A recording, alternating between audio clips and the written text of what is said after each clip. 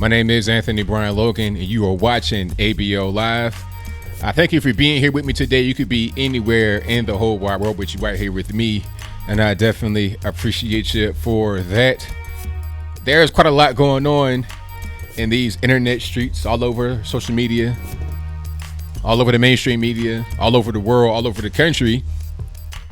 9/11 anniversary. It's been 18 years already. Can you believe how fast time has flown? It's pretty crazy to even think that we're right here, but we are. A very solemn day, but always remember the first responders got our back no matter what. John Bolton, the warmonger, is out of the Trump administration. Speaking of terror attacks in 9/11, was it a good move, a bad move? I think everybody on both sides of the political aisle says it was a good move. I don't know anybody that says it was a bad move at all. Did you guys see that Chicago quote-unquote activist freak out throwing bricks through the front window of the Asian nail salon? Why? What is the purpose? What are you going to accomplish doing that, sir? Also, the Forbes top 100 list. People were mad because it didn't have any quote-unquote diversity because of the lack of women. Well, maybe it just so happens that out of all the business owners, all the creators, all the innovators, when you dwindle it down to 100, it just happened to be majority men. Maybe that's just a coincidence because men tend to do things like that more than women. Also, the vaping ban. Are you glad? Are you mad? We'll talk about all those things and more on tonight's episode of ABL Live. And I thank y'all for joining. I definitely appreciate you. Please give the video a thumbs up, share it. And if you're not subscribed already, I don't know what's going on, but go ahead and subscribe for me. That'll help me out as well. So shout out to everybody in the room. I appreciate you guys for being here on this great Wednesday night. There's a lot of things happening. There's also, I think, a town hall at the NAACP with the quote-unquote squad. I'm telling you guys, the squad are now the face of the Democratic Party. Why do they have their own town hall? Like, it's really just them. It's really just AOC, Rashida Tlaib, Ayanna Pressley, and Ilhan Omar. And nobody else. You have Angela Rye as a quote-unquote moderator. She ain't nothing but a host, masquerading as a moderator, but that's a different story. So, yeah, they have the Democratic Party sewn up. They are the face. Nancy Pelosi, Speaker of the House, so what? What's she going to do? No power at all. Paper tiger. It is what it is. I've not seen that special, by the way, by Bill Burr on Netflix. I've not seen that, but I am going to go watch that, and I may do a review of it on my gaming channel as I've done the other ones. Well, he's pulling back troops, and before I even get into the whole vaping thing, every time, because I'm a guy that's against drugs, and that's not a thing I hide. I say ban drugs. I'm a anti-drug person.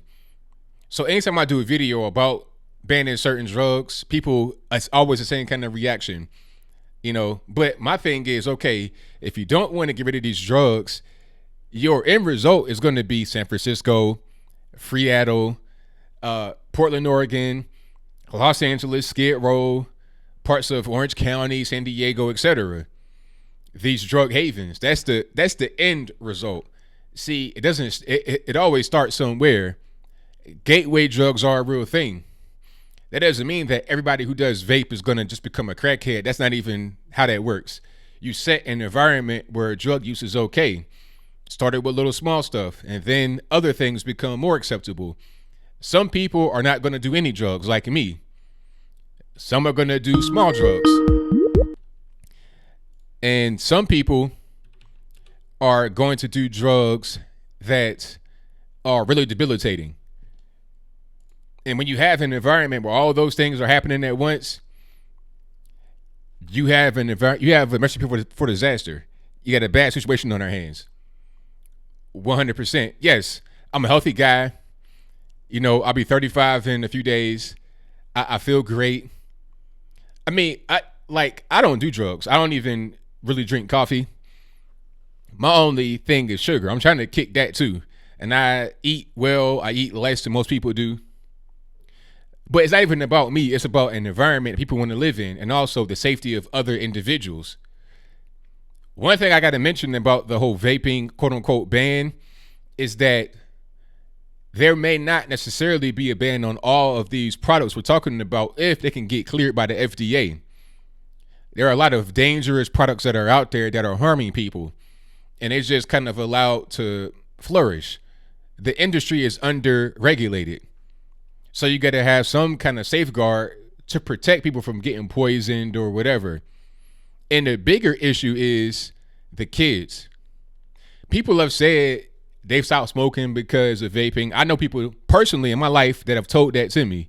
They said they vaped and then they reduced the nicotine content gradually and they were able to get off. People in my own family have told that to me recently, like a few days ago. Before I did this video, they told me that. Before this even came up as a topic, they told me that. The problem is the marketing to kids. Nobody can tell me that that's not marketed to kids. Everybody knows that. Have you seen the influencers on Instagram? You got these 16-year-olds, 17-year-olds, vaping, talking about, 18 only. Come on. We know what we're doing. These kids are in middle school, high school, going to the bathrooms, vaping.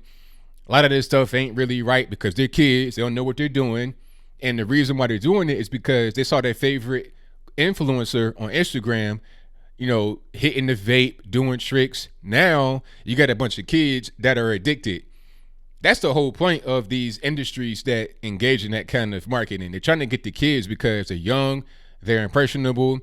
While some people that are adults use vape to get off, the companies that are targeting kids are using vape to get them on.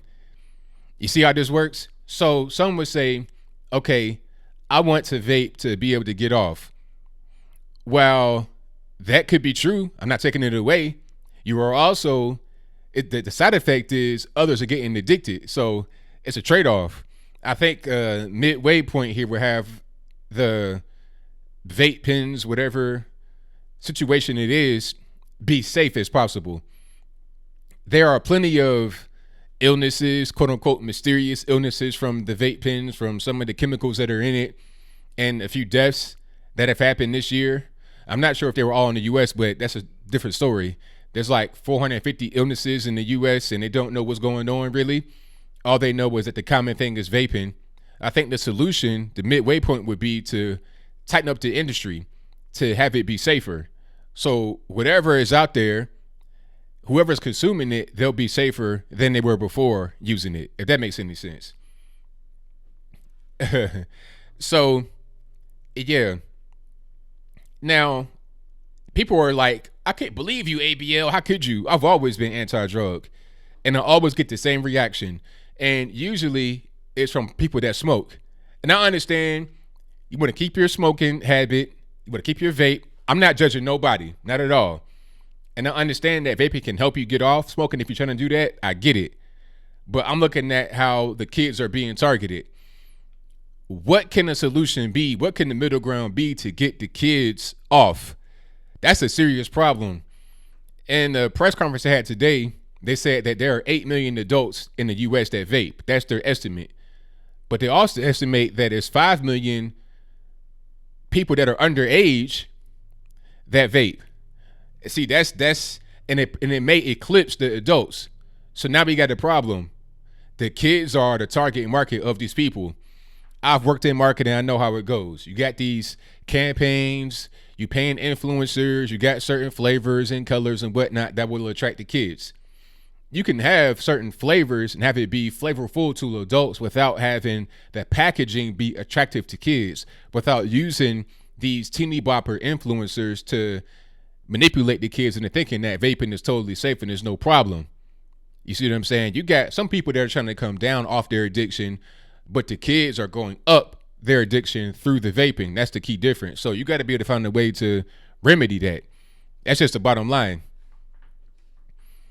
Sugar could be a drug 100%. But see, the key difference is that, sugar is a naturally found thing. These chemicals in your vape pen are not a naturally found thing.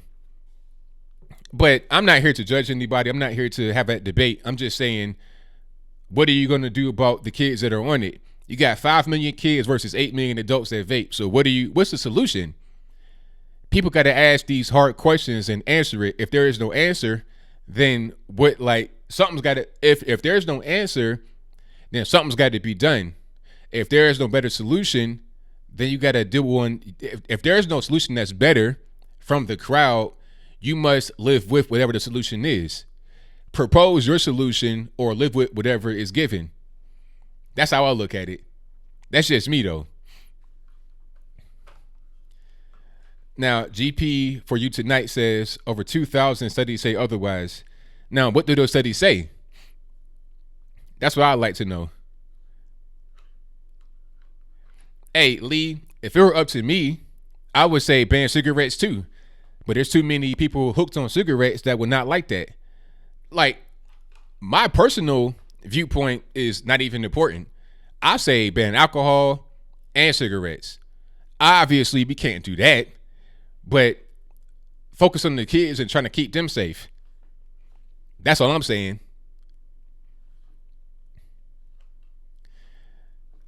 Now, what does a properly obtained e-cigarette mean? What does that really mean? Can you buy an improper cigarette in a gas station? Is it only online? Where did the improper e-cigarettes come from? That's what I want to know. That's all that there is to it. Cigar Box says, tell all the illegals that they have to smoke 2 packs of cigarettes a day. Jessica Smith says vaping is more dangerous than smoking. Maybe that's true. I don't know. Vegetable oil. Now, why ban vegetable oil? I'm not really sure. The corner guy is now selling vape flavors. Really? Oh my goodness. Yeah, hey, I'm with you on the whole vice thing. I'm with you on the whole vice thing for sure. But what is to be done about the kids? That's my only concern. Now, some people will say you should just make all drugs legal, but we know what that's going to be. People want to have this fantasy vision of drugs being legal or decriminalized like Portugal. Meanwhile, they've not seen Portugal, but that's a different story. They think Portugal is, a good place and everything's okay. So if we were to have all drugs become legal or quote unquote decriminalized, which is the case in Portugal, not legal, but that's a different story. If we go that route, then things would be better. But we have examples of drugs becoming decriminalized right here in the States. We should look here to see what's going to happen with decriminalized drugs rather than in other countries. Okay. You have drug cartels that are going to run drugs to places where they become decriminalized. That's the first thing. And then you have, I won't go down that road. Also with decriminalized drugs comes crime and disease. If people are hooked on drugs and it's okay to have it, what are they going to do to get it? Might bust in your house, little credit card scams, all kind of stuff. Crime's going to increase. And then disease will increase as well, HIV, AIDS. That's why they have the needle exchange programs in cities where drugs have become basically decriminalized, because the way they see it, they know that HIV is going to jump up. They know that for sure, for 100% certain that the HIV is going to jump up. So rather than them taking in a bunch of HIV, AIDS patients into their hospitals who are not going to pay their bills, they'll just say, here's some clean needles, so we'll just reduce the amount of HIV cases in our city. So that'll cut down on medical costs. That's how I look at it. And all those things feed upon each other. They're giving them clean needles. That's going to be in the street. So will the feces. So will the vagrants and the tents. And it becomes a spiral. But it starts at a certain place. It's like a snowball going downhill.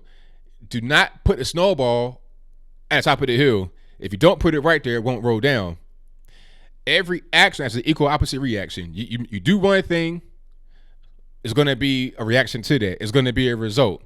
Cause and effect. It's very simple. That's just how I see it. Okay, Lee, there we go. I think I can agree with you on that. He says, I would agree to ban Juul and other cigar-like vape devices. There you go. So some devices we know are safe, we know are not going to cause harm, like what's happening right now and that are not marketed towards kids, keep those on the market. But ones we know is going to cause harm, ones that are unregulated, dangerous with deadly chemicals, and also those that are marketed towards children, get rid of those. In the tobacco industry, what they did was they changed it to where you cannot market it like just to like soft drinks or stuff like that. You cannot buy a billboard ad for tobacco products. You cannot buy a magazine ad or a TV ad for tobacco products. I think at one point you could buy a magazine ad for tobacco products, but you can't anymore. Maybe I'm wrong, but I don't know. I know you can't have a TV ad or a billboard. And I think magazines were the last one to fall. You cannot buy an ad there because you cannot market it to kids or people that may have children who may see it. Even though some of the ads were more adult oriented, it's going to be in a format that kids are going to be able to access easily. And that's the whole issue with these vape pens, devices, whatever you want to call them, is the marketing that's attracting kids. And then you have dangerous things out there that are injuring people. And that's the issue. Oh, no, morality is not even the point. That's irrelevant. I'm talking about keeping Americans safe from dangerous devices that don't need to be there. You know, that's all. So that's where I'm at. You know, I'm not going to judge anybody for what they do, what their vice is. I'm concerned about keeping people safe, and that's pretty much it. GP for you tonight says you're going on government info. Find your own info. Well, be more specific. Like, what info are you speaking about that I'm going off of that's incorrect? Shout out to Patty Kistner, who says, if I had to do it over, I would have never started smoking. Well, thank you for your comment and your donation. I definitely appreciate you. And I think most people feel the same way. And we're trying to prevent kids. We're talking about 8th graders, you know, kids 11, 12 years old. We're trying to prevent them from becoming the next generation of smokers. See, you got companies out there, probably Big Tobacco, that want to get the kids hooked on their products. It's just like drug dealers and anybody else. Big Pharma to a certain extent too. That's a whole different story. They want to get you hooked on the drug because once you're hooked, once you're addicted, you're going to keep coming back over and over again. It's like putting somebody in debt. You become a slave to the debtor. If it's like, you know, on your back and you can't do nothing with it, you're always going to have to pay that debt back. You know, debt can be good in a certain case, but that's different. Debt can be good because it can help you get somewhere, but being hooked on drugs, where is it going to get you?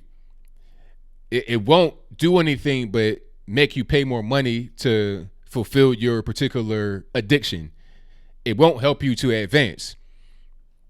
But I'm not going to preach to anybody about that because I've done that before. And one thing I've realized is that preaching to people about drugs that aren't trying to hear it does not help. I'm giving my opinion and my 2 cents. That's pretty much all I can do. All right. Thank you to Bob Saget and Slappy for the comments on my teeth. It's because I'm dark skinned. I'm dark skinned, and the contrast between my skin and my teeth makes a big pop. Let me see. What's going on, Bellas? I see you. He says, we don't need Trump telling us what we can and can't do. I mean, at a certain point, is there no regulation? Where do you draw the line between sound regulation and a nanny state? There has to be some kind of regulation. You can't have a state that is totally like, if there is no regulation, you have no state. There is no president when there's no regulation because there's no state. So do you want to go down that road, like Wild Wild West, every man for himself? I think the government should be small, but I think there's some things that government should do to protect the citizens. And if it makes sense, I'm with it. If it does not, then I'm not with it. People talking about, let's compare it to the gun confiscation. I think that's an improper way to talk about this because with guns, you got to have those to protect yourself and to protect your property and to protect your country. Drugs, why do you need that? But I'm going to just go ahead and pause on that for now. How about John Bolton? How you feel about this guy resigning, being forced to resign, being fired, or whatever the case may be? How you guys feel about that? You think it was the right move, the wrong move, or what? like I said in the video I did, I think this was a decision that was universally praised by all sides of the aisle. Nobody that I've seen on either side of the aisle. Well, you know what? I'll take that back. I was going to say that I've seen nobody on either side of the aisle that is against John Bolton resigning or leaving the office, whatever it is. But I did see Mitt Romney come out and have a negative thing to say about his resigning. Of course it would be Mitt Romney, big time neocon. He wants to have war.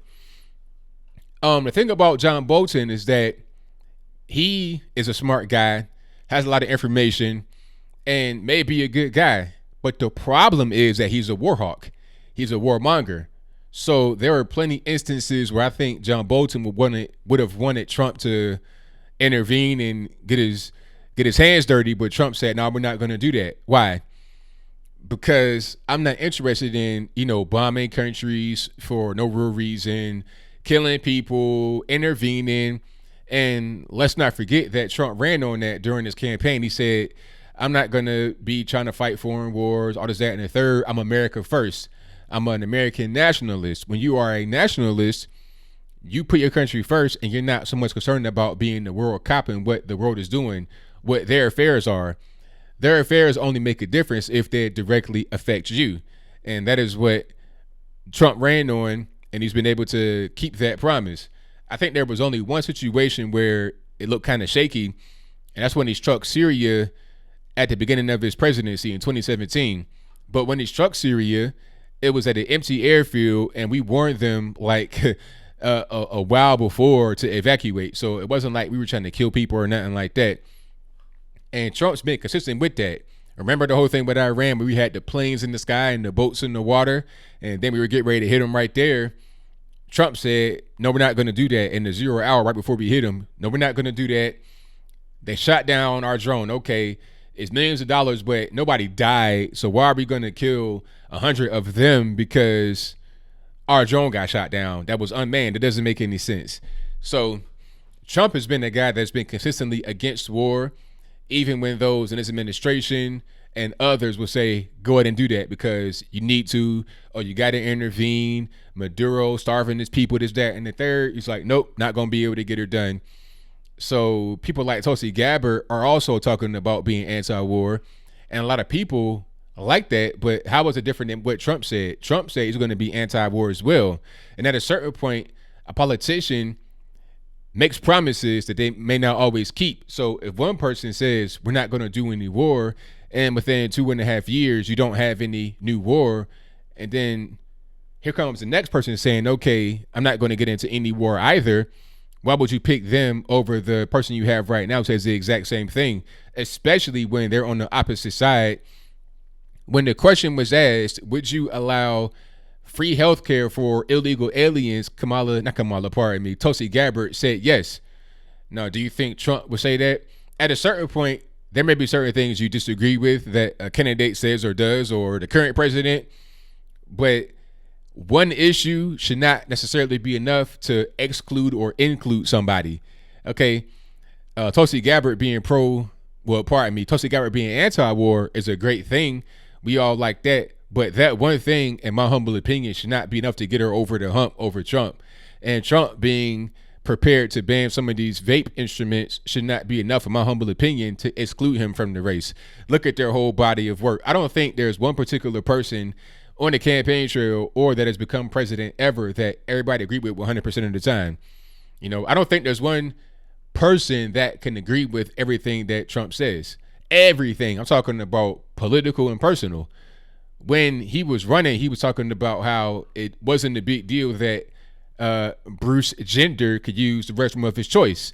I disagree with that. I'm not trying to see some 6'3" former Wheaties box guy in a bathroom with his twig and berry slinging with, your daughter and your wife and your grandma and stuff like that. I'm sorry.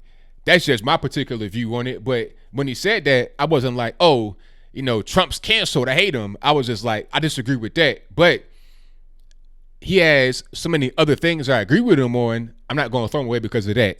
I'm going to just say I agree, disagree on that, and move on to the other things he has in his repertoire to be able to give to the American people.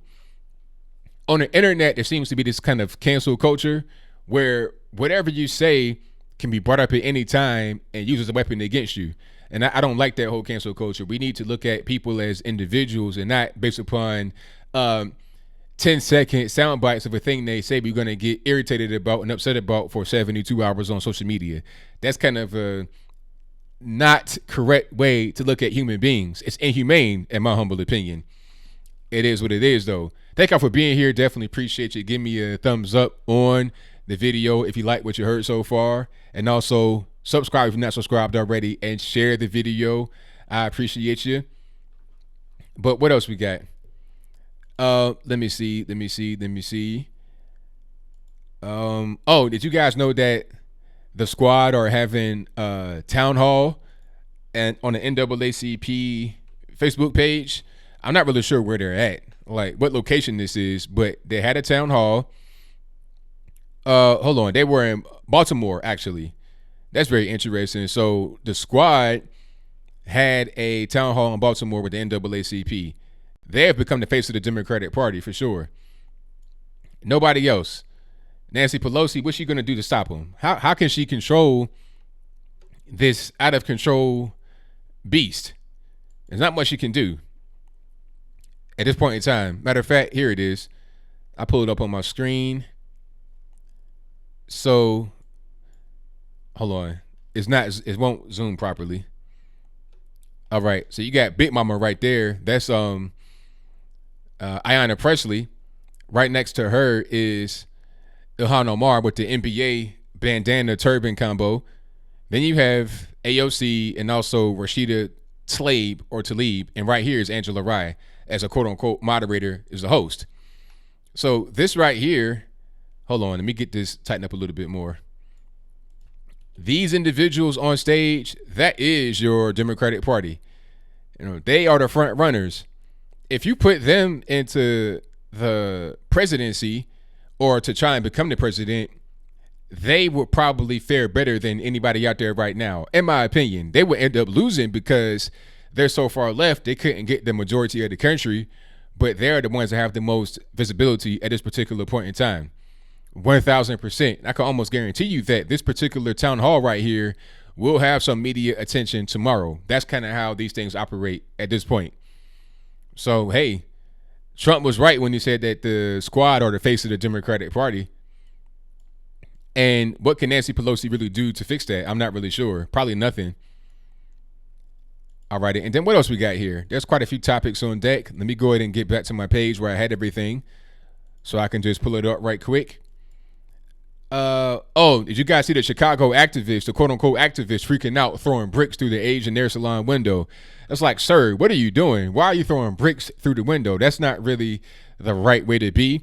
You know, you got kids in there, women and everything else. Now, to his credit, he did go in there and warn them, hey, get away from the window, this, that, and the third. But still, why would you be throwing bricks through the window for what? Oh, because, you know, the owner got into a fight with a black woman or disrespected a black woman. It's like, come on, man. Like, that doesn't make any sense. You're going to put your own self in the penitentiary or jail or have some kind of civil penalty in your back because you're upset about this guy. The police were called on the owner of the nail salon when the quote-unquote fight happened between him and the black woman. But the case was dropped. I wonder why. Probably because the owner was in the right and the person that was trying to fight him was not in the right. Okay?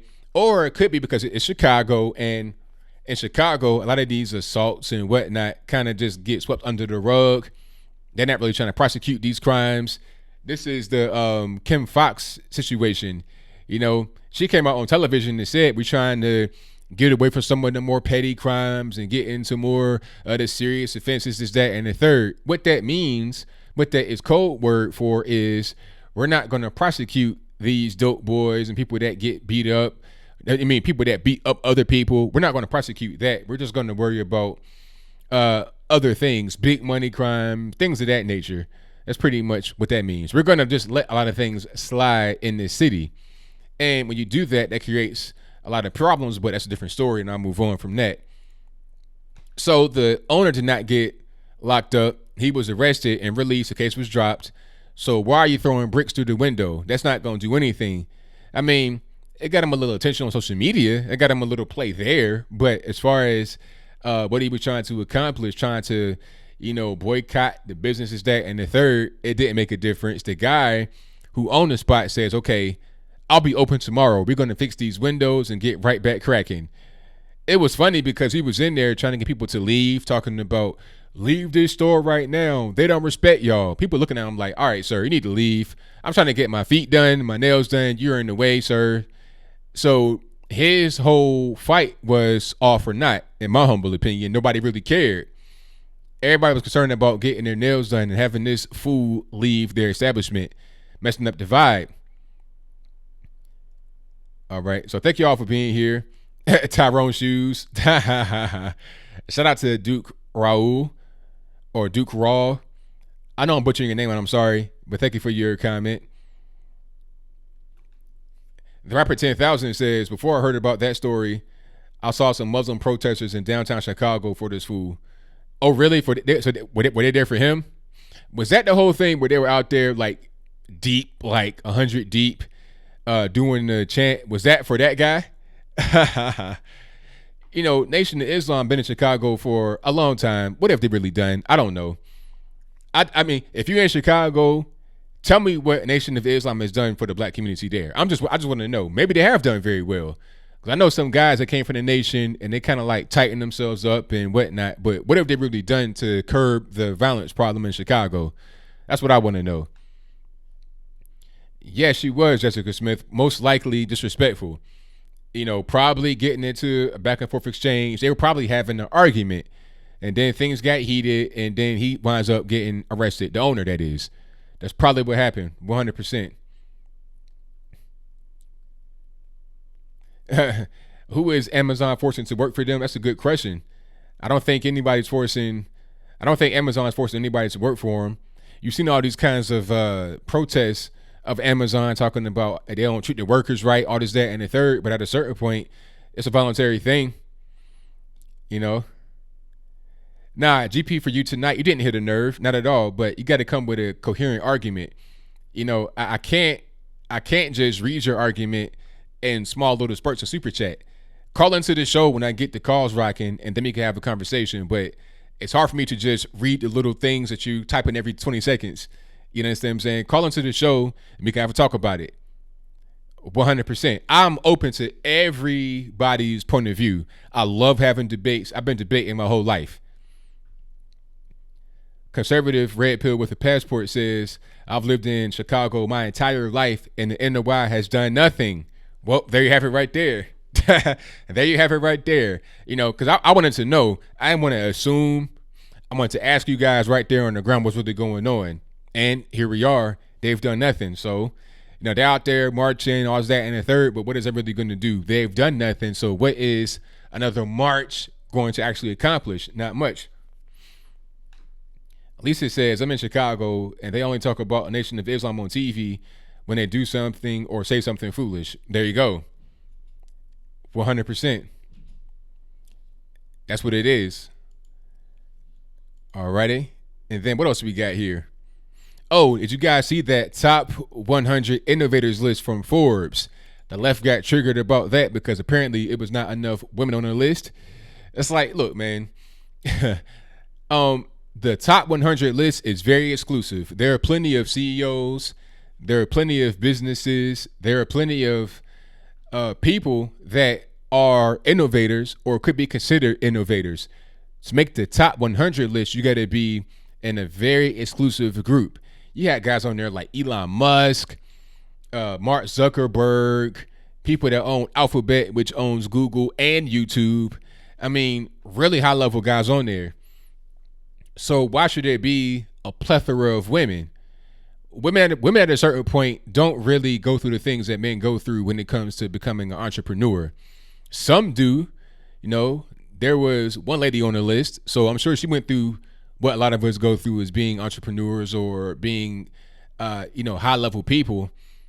But women in general aren't going to go through the grind that a lot of us do. Barely sleeping, living like bums. Just racking your brain. It's difficult to live that kind of life for anybody, let alone women. Most men can't live that life. Being homeless. I mean, really just sacrificing everything you have in your life and also being very intelligent to get to a high level of success. Now, I know not everybody on that list had to go through that kind of struggle. I understand that 100%. But to get to that particular point and stay there, you can't just be some random guy or girl as it was on the list. You have to be the best of the best. And it's very hard to get to that particular point in your life. And a lot of women don't want to do that. It's simple as that. A lot of men don't want to do that. But it's more men than women that will do that. That's the truth. That's the bottom line. Men are better at certain things than women, and women are better at certain things than men. That's just nature. According to the left, that's racist, that's sexist, that's homophobic, that's transphobic, that's other gender obic. There's all kind of other obics, obes, and this for telling the truth. But it's the reality of the situation. It's not in any way negative. It's just true. That's all that there is. James Damore, shout out to him from Google. He put all that out there in the quote unquote manifesto, which is not a manifesto. It was just a very well done report about why women are not in tech more than men, and also ways to get women more involved in tech. It was not only pointing out the issue in factual terms with studies and whatnot and real numbers from a 3,000 IQ guy in James Damore, but it also pointed out how to fix the problem. So he was not just saying, oh, women suck, that's why they're not here in tech. It wasn't even about that. It was trying to solve an issue. Now for that, he gets fired. People on the left don't want to hear reality. They want to live in their own fantasy world where things are not reality. That's the truth. But it is what it is. Let me see. Hold on. I had some comment here I wanted to. But yeah, that's pretty much what it is. So to be on that list, you got to be in a very exclusive group, and it's hard to do. That's all that there is to it. Gender differences are real. The left can't just say they're not. They're actually real. They're real things that are going on right now in the world. Also, have you guys seen that debate between Ted Cruz and Alyssa Milano? I was trying really hard to find it. I was like, where is this at? Did they record it? Like, what's going on? Because I was looking at reports and screenshots and stuff of the actual debate, but I did not see the debate itself. Apparently, it was on Facebook Live. Now, I've not seen this. I've heard about it, but I've not seen it for myself. I gotta go check it out at a particular point. I think it's like an hour and some change long. In the room with them, you also had who was that? You had it was Ted Cruz, Alyssa Milano, one of the parents of the victims of Parkland, and somebody else. I forget who that was exactly. But I heard it was okay. But Ted Cruz, of course, is going to just wreck the show. Having a debate with a regular normie like that, it would have been unfair, in my opinion, if she were by herself. She had to get some backup, so you had to get some other, anti-gun people in the room with her, of course. But Ted Cruz, I heard, did a very good job, but I got to go check it out for myself. Has anybody seen that debate on Facebook Live between Alyssa Milano and Ted Cruz about gun control? Yes, two chumps. That's correct, Brent. that is correct. Had to get some backup in there. 100%. No, it wasn't behind the paywall, actually. It was on Facebook Live. I had to search for it, though. Like, it wasn't something that was promoted, and I rarely ever search for a video on Facebook, so it was kind of strange to find it there.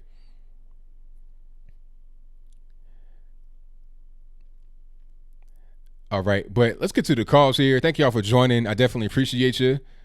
The number to call is 434-658-1220. Yeah, same with me, Bacon. I saw about 3 minutes of it. I did not have time to watch the entire thing, and I pretty much know how it's going to go, but I do want to see some highlights. Hopefully there's a highlight montage out there of some good points. Shout out to my man, American Joe. He says he watched the whole thing. Okay. Now, Joe, you might have to call in and let me know what you thought about it. Oh, okay. Rapper 10,000 says Hasbro has created Miss Monopoly board game. Heard about it? I did see that. But, my thing is, I think that's just them trying to cash in on this whole culture we got going on, where everything is about gender replacement, gender reassignment, surgery, this, that, and the third. Because I don't even really care about what gender. Like, think about it like this: you get the little pieces you use, right, to play the game. I don't care. I get the iron. I'll get the shoe. Like, I don't really care what piece I use to play the game, and I don't really look at no Mr. Monopoly or nothing like that. I couldn't really care less, honestly. I just want to play the game and engage myself in the strategy. I'm not worried about the person being female. I mean, that's totally irrelevant. I overlook that all the time. My most important thing is that I want to get them boardwalks and them park places and all that good stuff and win the game in the least amount of time possible. I ain't trying to play for the entire evening. You understand? I want to make it be like an hour and a half and I'm out wrecking everybody on the board. That's what I want to do. Okay. I do not care about the gender of the Monopoly man or the pieces they use. Look, I can have a lump of coal as my board piece. I don't care. I want to win. I'm competitive like that. As simple as that. Twig and berries, man. Yeah, property. I want the best property. Give me the boardwalk, park place. Give me the best property, 100%. And I want to win the game. I don't care nothing about nothing else. Okay, Mr. Monopoly female. All right, that's fine. And give me pay your rent, sir. When you come across my property, pay that rent, sir. And I put some hotels on it, so I want all your money. You're gonna go bankrupt. I'm gonna win the game. That's how I carry my situation. All right. That's all that it is. I'm competitive and I enjoy competition. That's it. It could be a lawyer with a briefcase. It could be anybody. Star Wars Monopoly. Oh, that's probably hot. Yeah. All right. Yeah, everybody wanted the dog. Yeah, but I took whatever. I took the iron. I didn't care. Give me a piece and I'm going to win. That's all. All right. Let me see. Exactly, Lisa. There's no reason to have a Miss Monopoly game. The rules are still the rules. It's still going to be what it is. You know, it was on Breitbart. I may do a video about that, actually. I may do a video. Natler is an interesting individual. Natler is like a gnome. If you ever seen him, he's like just like a little gnome. So shout out to Jerry Natler for, bringing back the gnome swag to Congress. I like that. Shout out to the gnomes out there. They're gonna put modern day spin on everything, Michelle A. Whatever it is, they're gonna try to spin it because it's just popular right now. Anything that can be dealing with social justice issues and trying to change things from what they were before, trying to reinvent the wheel, that's all popular right now. 100%. Yeah, socialism, monopoly. Oh, yeah. Hey, Will Man, all the railroads, all the hottest property, that's what I want. Okay. Let me see. And there was something else they're doing. Oh, yeah, they got the Little Mermaid, and they got a black lady or a young black girl playing Little Mermaid. It's like, come on, what are we doing? I just don't understand. Some things that kind of make sense to change it up a little bit, but a Little Mermaid, like that right there, that's just trying to cash in on this whole thing of changing everything. That's the core difference between liberals and conservatives. Conservatives generally want values and things to remain the same and don't change too much. Some things are going to change, of course, but not drastic change all the time. That's what the left wants. They want constant drastic change all the time. And that drastic change has pushed them further to the left, which is why your AOCs and Rashida Tlaibs and Ilhan Omar's and Ayanna Presley's, that's why they are the face of the Democratic Party, because of the rapid far left extremist change. All right, so let's go ahead and get her done. Let's get to the calls. Hopefully Skype works. It does whatever it wants to do whenever it wants to do it, but we'll see. And shout out to my man Will Johnson. I was on this show last night called Firepower, which is a part of InfoWars, And congrats to him for getting that show. I'm proud of you, man. You did a great job on the show, and your set is beautiful. You got a great production team. So shout out to my man, Will Johnson. Also, before I get to the calls, I have some quote-unquote tour dates coming up. It's not really a tour, but it kind of is. My first date is going to be in Washington, D.C. for the Black Leadership Summit with Turning Point USA. That'll be October the 3rd through the 5th. Then I have the American Priority Conference and Festival called AMP Fest. That's going to be October the 10th through the 12th. And then I have Politicon on October 26th and 27th. So AMP Fest, Miami, Politicon, Nashville. So recap. I got BLS with Turning Point USA in DC. Then I have AMP Fest in Miami, Florida. And then I have Politicon in Nashville. All in the month of October. I'll put up a video with more details and links and everything to buy tickets probably tomorrow. But that's a heads up for you guys right now. But let me get into the first call here. All right, 210, you're in the line. Who am I speaking to? Oh my God, I got through? You got through. Okay, I'm so excited. I'm sorry. Hold on. Caller. Before you start, I got a little bit of background noise in the background. Can you turn your speakers down in the back for me, please? Okay, I'm sorry. It's all good.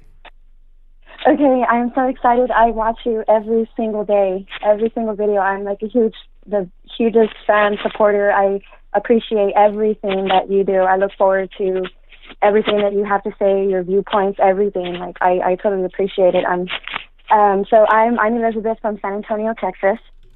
And I wanted to talk about the Joaquin Castro comment that he on Twitter, what he said about the what he tweeted about Trump. I just want for everybody out here I'm sorry, I'm very nervous right now. Oh, it's all good. Okay.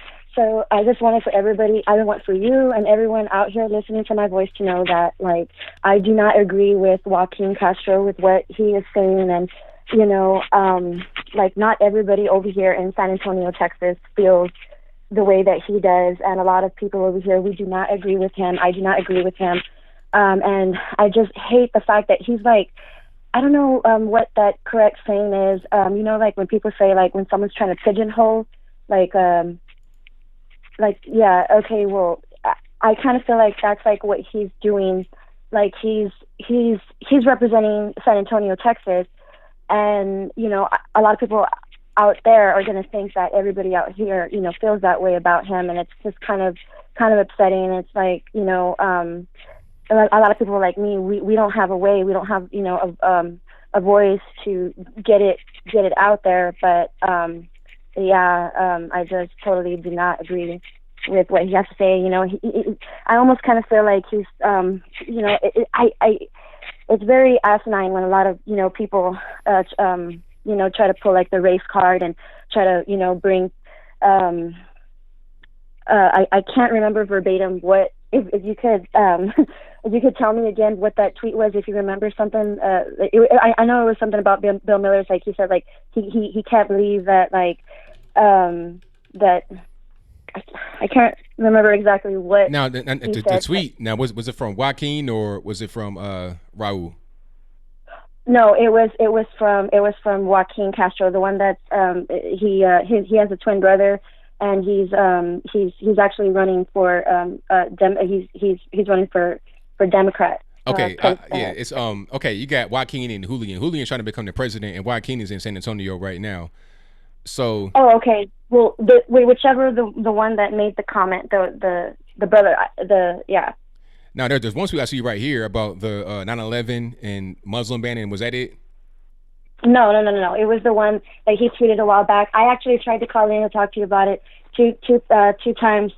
What was it the one about where was it the one you put out the list of people? It was when he said that he couldn't, that It was a tweet. I thought that you would remember it. Yeah, it's been quite a few tweets. I know the one that he put out that I did a commentary on was when he was exposing a list of donors that voted that supported Trump in San Antonio. He put it on Twitter, and then he got on television and tried to defend it, talking about, well, it's on public information. Yes, that was it. Yeah, that was crazy. Now that whole situation, he was trying to say, well, it's all public information. It's not really a big deal. But the problem is that he put it out there in a way to where it'd be kind of threatening to people that don't like Trump, that hate him, that are just rabid, vicious haters. All they can do all day is hate him. They're going to see that list and then the negative comment he had, and then they may potentially act on that. He knows that, but he's trying to hide behind no thing about it being public. Yeah, so I know you guys are San Antonio. That's not representing you, and he's a poor person to have in that particular seat. Yes, and him.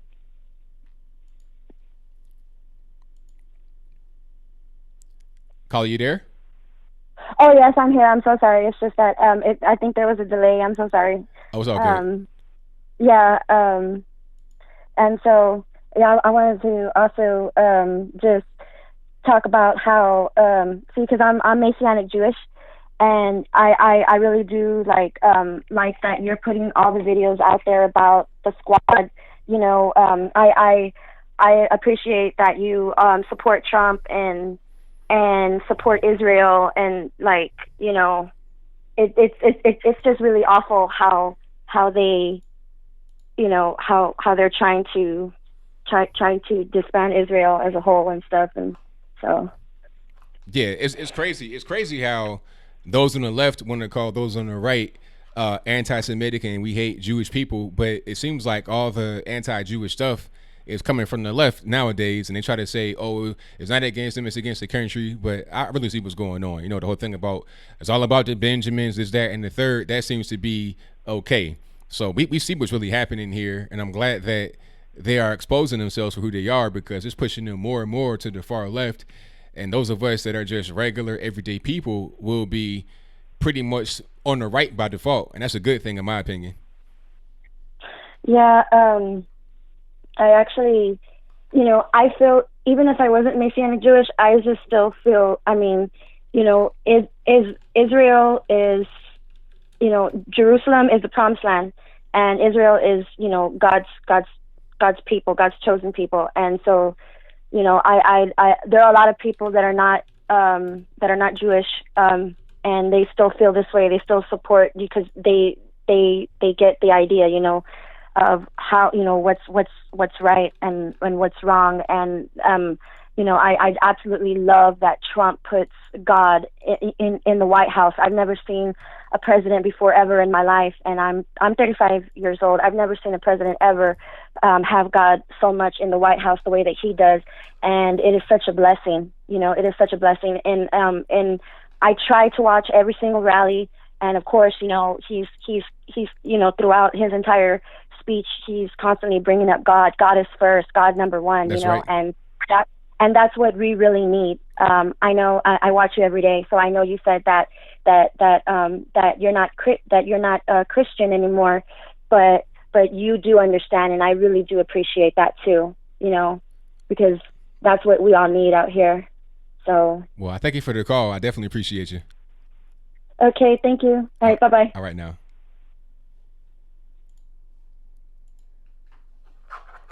All right, shout out to the caller. Most certainly appreciate her. Now, the whole thing about me being Christian, I think I said that in the video. Like, I never was a kind of guy, like, in my life to be like, a card carrying Christian person. I was like, just like the, typical person. You claim to be Christian. You might go to church occasionally. And I may have said at that particular point when I was like teenager or something that I'm Christian, but I never really practiced, honestly. And then when I got to be older, I just really didn't identify with the thing that I never really practiced. I felt like that wasn't appropriate. That's just it. But shout out to the caller. Most certainly appreciate it. And the number to call is 434-658-1220. And let me see. Let me get to my sound and make sure everything's on the up and up, so you guys don't hear that ding, ding, ding, ding. All right, hold on. There we go. Got it. Let's go to. All right, call you on the line 470. Who am I speaking to? Hello. I got here early, Anthony. Ain't you surprised? Yes, I'm surprised. It's so good to talk with you, Anthony. Oh boy, how are you doing? I'm good, Anthony. I really didn't expect to get on the line this early. I thought you were just gonna be ignoring me, but guess what, Anthony? The alphabet people, we made it through, and ain't nothing you can do to stop it, Anthony. Okay, what did y'all do? You know what we did? It's cancel culture, and we can cancel that Dave Chappelle that was talking about us in his little sticks and stones. Ooh, Anthony, he just made me so mad, Anthony. What did he say that was wrong? I think he said everything that was pretty much correct about the alphabet people and, what's really going on. Excuse me, Anthony. He was not right, Anthony. He hurt my feelings and hurt all our feelings. The LGBTQ, ABCDEFGAERU community will not be insulted like that, Anthony. But what did he say that was insulting? I don't understand. I think he said everything that was right. He was nice too. He wasn't mean. What did he say that was wrong? Anthony, I do not work for Netflix, so I'm not going to promote his stuff. He is canceled, Anthony. Oh, he's canceled? He is canceled, boo. He is canceled, Anthony. And I want to know, did you go get you a chicken sandwich yet, Anthony? A chicken sandwich from where? Popeyes? Yes, Anthony. No, they canceled that before I even really thought about it too much. It was only around for like 2 weeks. So I ain't get that. Did you get one? I told you, Anthony, I went over there. I got to fight with some girl at Popeyes over my chicken sandwich, Anthony. It's all on the internet, Anthony. You can go and check. It's on YouTube. I beat her down, Anthony. Wait a minute. You can't be fighting women, sir. Excuse me, Anthony. It's ma'am, boo. I am a woman. I am 100% woman, Anthony. Look, you still got that man strength. That's not fair to be fighting women. No, it is not, Anthony. I have been taking estrogen. Okay. Whatever you say. No, don't get locked up behind beating no woman up. Well, then she shouldn't step to me, Anthony. You don't step to me, boo. You act like a woman, you get treated like a woman, and that's what happened, Anthony. But anywho. Okay. And I just want to tell you, Anthony, since I got on you so early, and I really just forgot everything, and my mind was just so blown, but I saw you on that thing last night, Anthony, and I was just so surprised to see you on there with that other little man, Wills, and all them other folks. Yeah, my man Will Johnson. Shout out to Will Johnson on his new show. Great show on InfoWars. Great people, great show. Mm-hmm. But if you see that man, look, sir, look, we can't be doing this. It's man, boo. Look, Kevin from Kevin's Corner. All right, okay. We don't, look, it's a family show. It's a family show. We can't be doing that stuff now. So keep it clean, okay? Okay, Anthony. Well, I'm finna go, Anthony. I got to go out here and help make Atlanta gay again, Anthony. All right, now you enjoy that. And I like your hat, Anthony. We is the people, and we part of the peoples too. ABCDAFGNAI. It's always you. Bye, Anthony, Brian, Logan. Okay, no nicknames, but thank you for the call. All right, shout out to that caller. I don't know who that is. I've not been able to figure that out. That's a troll call I always get from some dude trying to play games. But shout out to them. All right, now let me get to my next call. All right, caller, you on the line. 617, who am I speaking to? Hey, ABL, it's Al from New York. All right, Al, what's going on? Hey, man, real quick, I just wanted to, this John Bolton thing.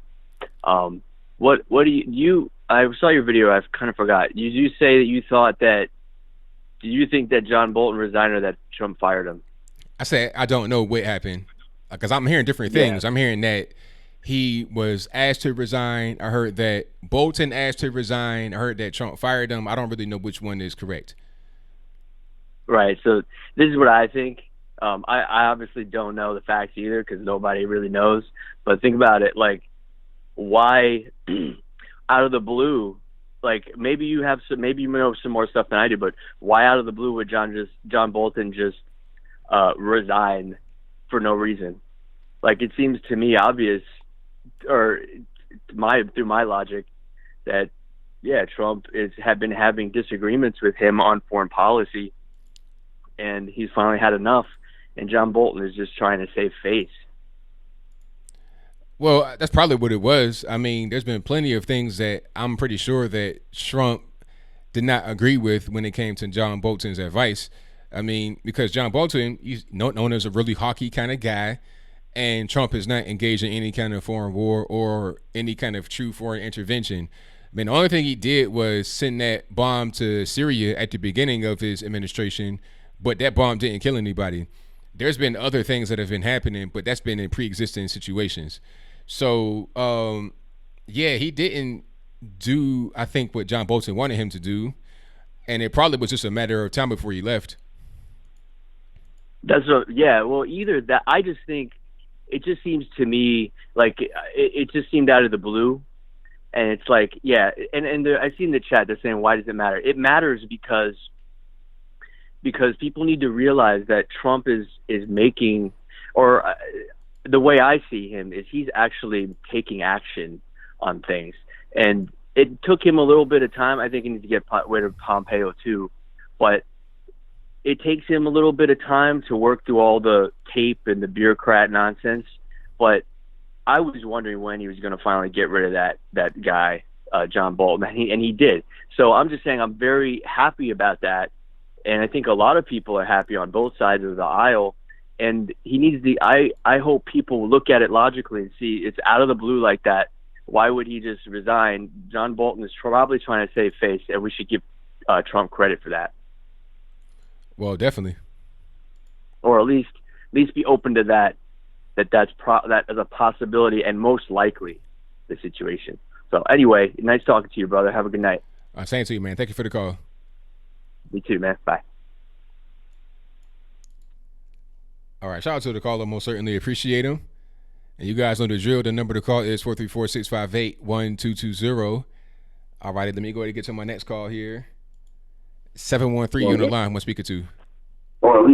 Hey, what's up, ABL? This G in Houston, man. Hey, what's going on? Hey, man, listen, I was just kind of listening to the show like I always do. I love your show, man. You got a great show. I wish I was able to do what you do, but I'm not. So I'm very proud of you, and I'm very proud of your stand for being conservative. But check it out. I'm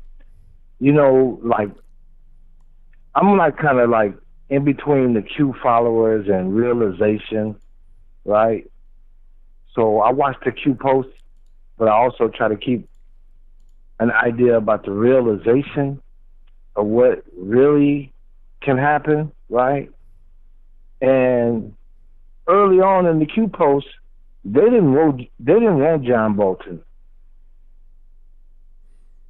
You said what now? You know what I'm saying? You said what now? Early on in the Q post, early on in the Q Anon post, yeah, they didn't want John Bolton. I got you. They was like, why did he pick John Bolton? Everybody was very upset about the John Bolton pick.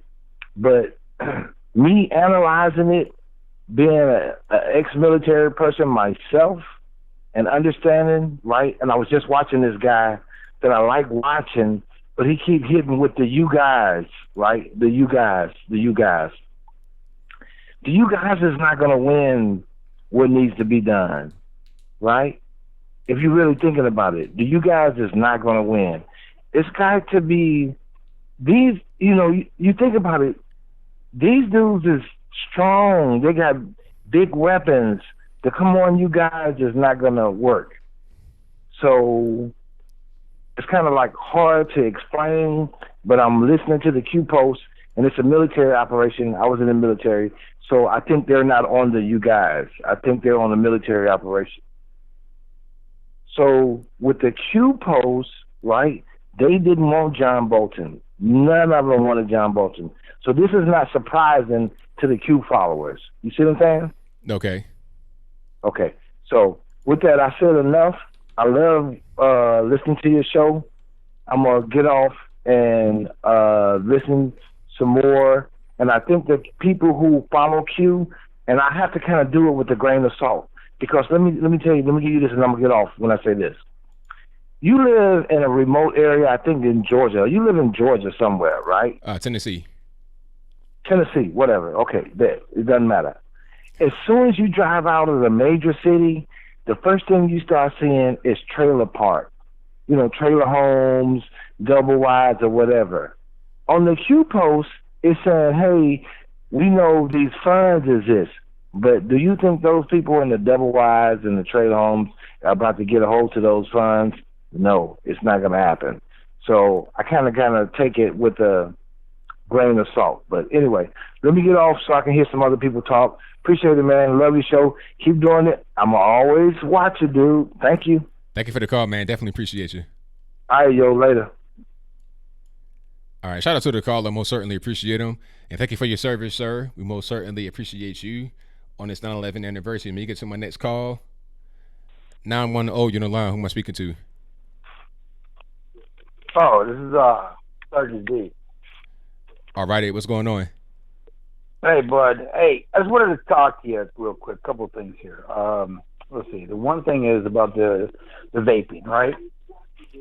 I got a little bit of background. Hold on, sir. Before you start, I got a little bit of background noise. Yeah, hold on a second. It's probably from my television.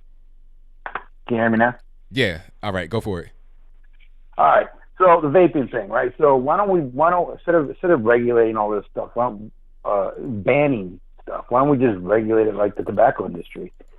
So the tobacco industry got regulated to the point where you can't buy cigarettes online and have them shipped to your house, but you can buy jewel packs and vaping fluid and have it shipped to your house. This is what these kids are getting around the regulations. What I would say is they can go down to the Dollar General, throw some money on a prepaid card, go online, order some stuff, have it shipped to their house. Parents don't know anything about it because you can lie online about the age that you're putting in on the paper on the online registry. So why don't we, instead of just putting a ban on stuff, why don't we just regulate it like, hey, people have to go to a store and buy it, just like we have to buy a pack of smokes. Because I was vaping for a period of time. Yeah, it's cheaper. But then I quit because I noticed a little bit of a difference in my breathing, even though during my time in the Corps, my breathing was kind of a little bad after I got out because I got military retired out. That's what they should do. Okay. On John Bolton, I'm sorry. You can go ahead and comment on that. I think the bigger issue really would be you could do that, regulate it some more, but also the marketing's got to be under control. That's one thing they did with the tobacco industry. They regulated marketing because you can't buy tobacco-related billboard ad, TV ad, or I think magazine ad. I think for a while they were allowing magazine ads to keep on rocking, but I think that's done as well. You cannot buy a TV commercial or a billboard ad with tobacco featured on it. So I think the marketing of Juul and other products that kind of appeal to the kids that are from vaping should be regulated as far as the marketing. But go ahead. No, you're absolutely right. You're absolutely true. If they stopped the marketing, it would. And remember back in the day, I don't know how old you are.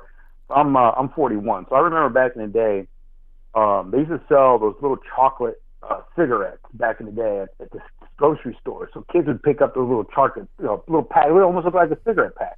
A pack of cigarettes that had chocolates in them.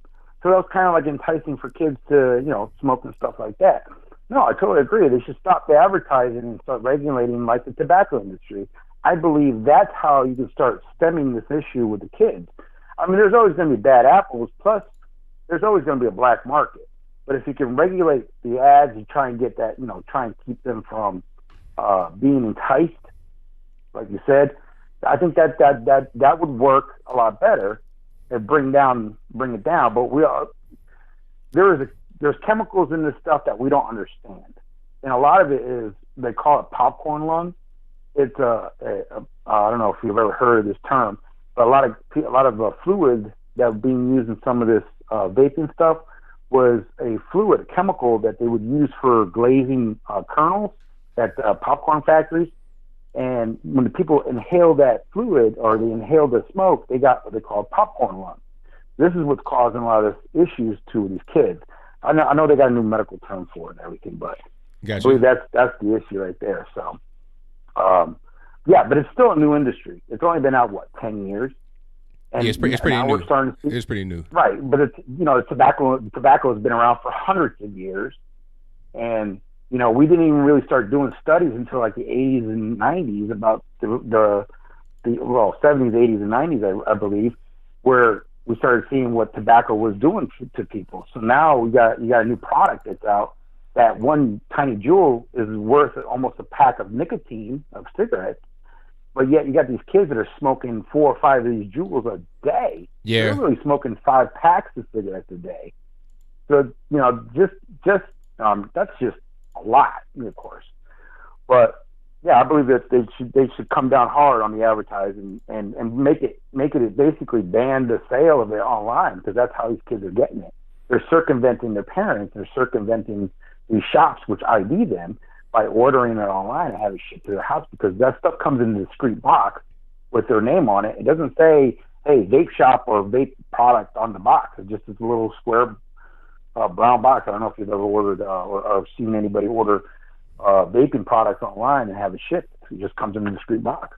Gotcha. So parents don't even know what their kids are ordering, right? Right. So, it's just like, all right, so I wanted to bring up a gun issue. I watched a video of yours a while back. We can't ban guns.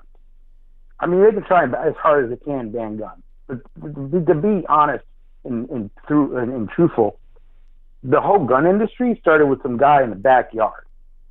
So he started with a piece of pipe, stuffed it with some gunpowder, and then shot a freaking ball bearing out of it. That's how it all started. And the evolution of the weapon has gone.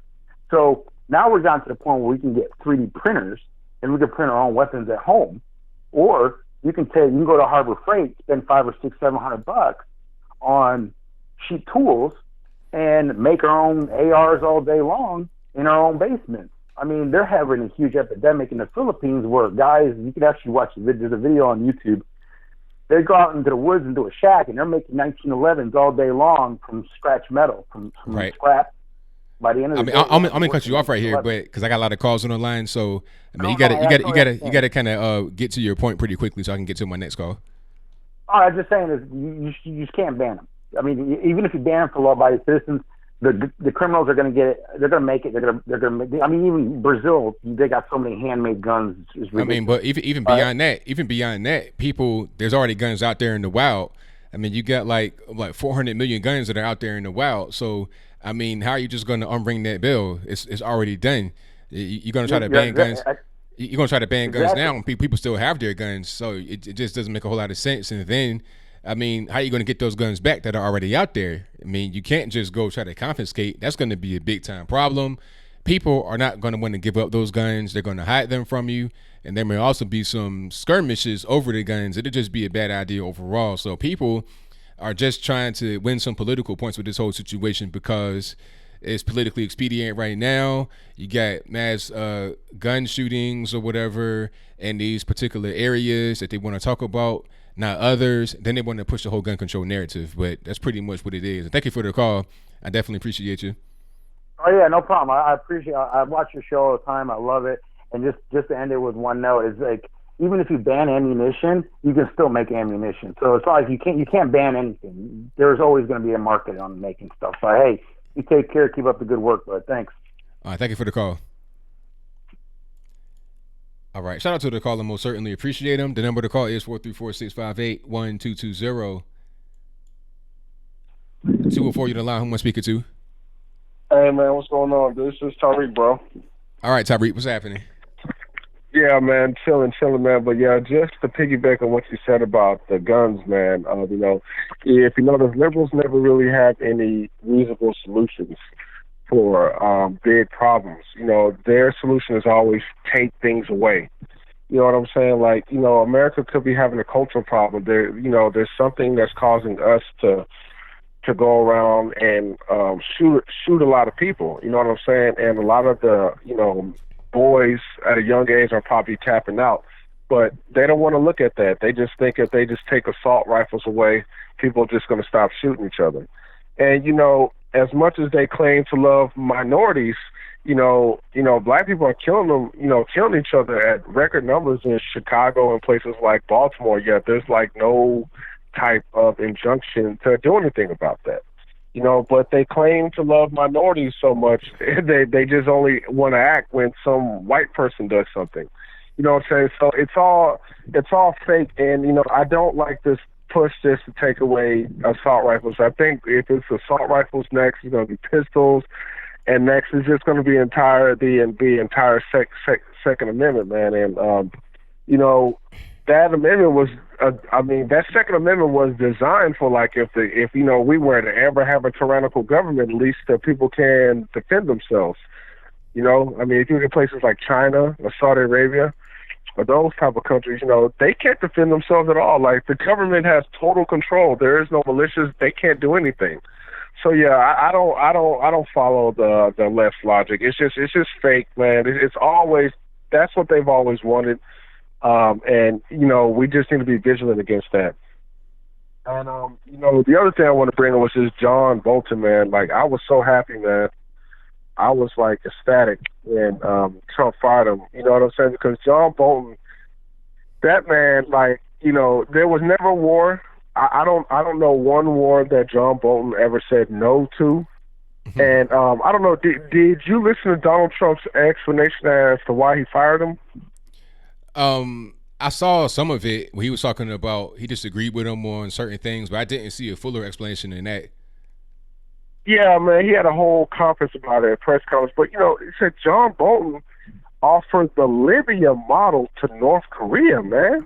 This man is crazy. Yeah. You know what I'm saying? Right. Like, John Bolton is just, and with the whole Iran thing, John Bolton was the one who was trying to get us to, because that U.S. drone that was shot down, and he was wanting Trump to retire. That would have brought us into war. Like, John Bolton thinks that you can just do a surgical strike in Iran, and there won't be any type of retaliation. That's just another war that will be bogged down in 20 years, because it seems like we don't pull out of wars. For some odd reason, we get into wars and we never leave. It's just crazy. And even in Venezuela, you know what I'm saying, John Bolton wanted us to intervene in that country. I mean, he's an interventionist. And to be honest, to this day, I don't know why Trump had him on the staff. Like, when the moment Trump announced John Bolton, I was like, oh my God, come on, man. This guy, he's just not going to be on board with anything. I think a fair criticism I could give Trump is, he needs to put people in his national security staff who actually sees his vision, who is actually like, you know what, we don't need to be the policeman in the world. He's got to stop putting these generals like Mattis or McMaster, Michael Flynn, and John Bolton. Like, these guys, they just want to go to war. They are not about peace. They're not about no negotiations. And I think if Trump put someone like, I'd even recommend, heck, put Tulsi Gabbard in there. You know what I'm saying? Like, I'm serious. Like, that would, like, I would be cool with that. I don't care if she's a Democrat. Like, Tulsi Gabbard's anti-war. And you know what? The thing is, Trump is going to have to also withstand the media, because, if you notice, every time he's like, I'm going to pull out of Syria, I'm gonna pull out of Afghanistan, not only does the media get upset, but you see the Republicans getting upset too about it. Like, you know what I'm saying? That's the deep state right there. Nobody wants to pull out. Like, they're just like, oh no, and I think that is going to be define the military-industrial complex. I don't know if you heard Ben Shapiro. And the thing about Ben Shapiro, I don't like, I think he needs to stick with debating high school kids about social issues and feminism and shut up about, like, politics and policy, because that man is a neocon through and through. Like, he was so upset that Trump got rid of John Bolton. Ted Cruz, I was shocked, but he was kind of upset about that too, saying it may weaken our position with Iran. And of course, neocon Mitt Romney was mad, but you know, this is the problem. It's like when Trump makes foreign policy moves that is actually beneficial to the entire country, then you get these swamp Republicans coming out against them in that move. So, you know, this just may be the biggest thing that Trump has to go up against. He's got to find a national security advisor who is on board with this plan, and he's going to have to take the heat from the media and sadly some conservatives in the Republican Party who is also pro-war. And that's pretty much all I got to say, boss. Thank you for the call, man. Definitely appreciate you. All right, man. Peace. Peace. All right. Shout out to my man Tariq. Always a great call. Fantastic call. And thank you all for being here. Definitely appreciate you. The number to call is 434-658-1220. Yeah, John Bolton, I felt like was being used for certain things. He has a great mind. He's a smart guy. But that war bone in his body he's trying to scratch just wasn't going to get scratched. So he probably got fed up and said, okay, I'm ready to go. What are we going to do? Are you going to fire me? Am I going to get resigned? What's going to happen? And then we see the actual result. But let me get to my next call. 602, you know, line, who am I speaking to? Right on. I got through again. What up, Anthony? This is Frank from Arizona. I talked to you about a couple weeks ago, man. I've been listening to you, remember, since when you had 12,000 users, 12,000 subscribers. Oh, wow. Long time, man. I appreciate that. Yeah, I talked to you 2 weeks ago or 3 weeks ago. But hey, I wanted you to do most of the talking, but question, man, here's what I see them doing now on the news and every day now is coming up with these false stories, man. It seems like every other day there's a lie story on Trump. You know that, right? Yeah. Like all these stories, and then you got to wait, like somebody like you that waits to get the facts. You have to dig up all the facts, and then come to find out it was just a big lie that they put out. But it's going on in the newspaper and on the news. You know, they're saying it on the news, and that's the problem, man. All these people that just listen to the news, or they just read when the story first comes out, that's what's going to stick to them. You know what I'm saying? Yes, absolutely. So what do we do? You know, I mean, what do you do for that? As far as what, like trying to combat the fake media? Yeah. What do you do? You know, this is what they're going to do from here on out is lie. And, you know, there's not, I mean, you know, you have a lot of subscribers. Everybody has a lot of, you know, they have subscribers, you know, thousands. But the media, the mainstream media and the main people out there that don't know nothing, like sheep led to the slaughter, they don't know. They're dumb. You know what I mean? And they're just going to believe what they hear. Well, all you really Go ahead. Go ahead. I'm sorry. All you really can do is just, you know, combat fake information with real information. That's all you can do. If it's enough of us out here that are fighting the fake information with real information, then I think that'll provide people with more information to go off of.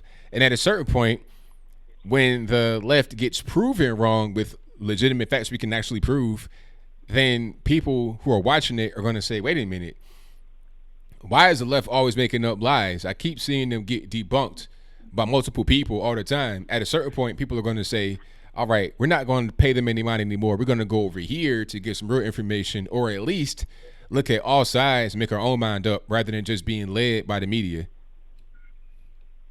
And this is what I've been doing on, you know, I come home, I look at Facebook and I'm on, with these groups, and I go through it and see what stories are out, and about the racism thing.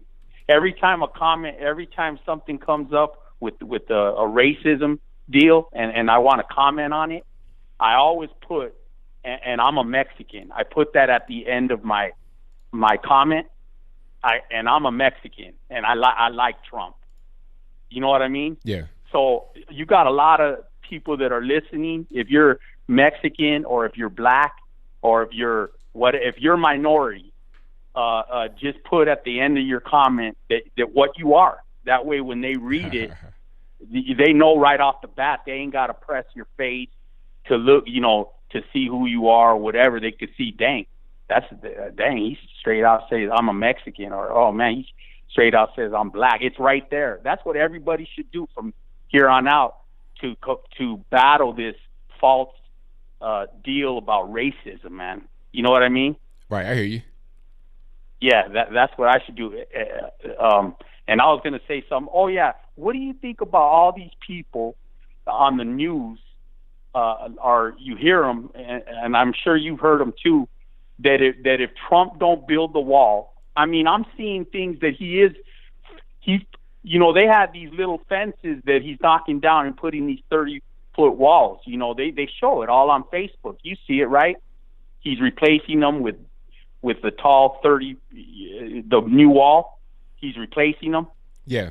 You know that, right? Yes. Oh, okay. So I'm hearing that there's no new wall that has been built. None. But then I go on Facebook or I go on here and they're showing new walls being built. And then I hear people like, I'm not going to put them on blast, but I hear the people that I listen to and that everybody listens to saying that if Trump don't do this, these people are not going to vote for him. If he doesn't do this right, they're not going to vote for him. I'm like, so what are they going to do? So they're not going to vote for him, so they're going to vote for a Democrat, or they're going to not vote at all? Exactly. It's like, okay. I'm like, what? Are you stupid? Right. Yeah. You know what I'm saying? Yeah. Because it's like, okay, you're looking at a thing that Trump is or is not doing. You're not totally satisfied, so you're going to throw away all the good things, throw away all the positives of having Trump in the office, everything from the Supreme Court justices to abortion to immigration, everything. You want to throw all of that away because of one particular thing that you don't think is happening fast enough, or you may believe won't happen at all, even though there's no evidence of your claim being true because it's not happened yet. And all of that is based on the fake media and the false media. And then you go and I guess let the Democrat win or vote for the Democrat who has all these negative things in their background that Trump does not have, including not wanting the wall. And they're straight out saying what they're going to do. They want to kill babies. They want to take away your guns. They're straight out saying it on TV, on the news, on their rallies.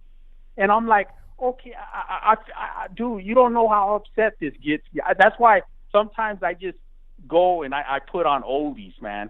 Oldies. I listen to music because my head's going to explode because I'm like, you ABL, man, when you get up there and you're in front of people and you like you have these events coming up that you're going to be, you're selling tickets. I wish I could go, but man, you gotta tell them that, man.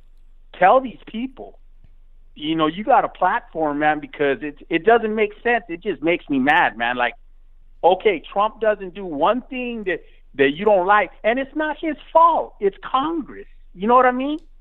It's these stupid judges that once he goes and does an executive order, you got one of these idiot judges that go and disrupt it, and then it has to go to the Supreme Court. That's a waste of freaking time because they're gonna win, but we gotta wait. You know what I'm saying? That's right. So ABL, man, get up there when you start doing your tour. Do a tour. Believe me, man. There's a lot of, and you know, man. You got, bro. Everybody likes the way you are, man.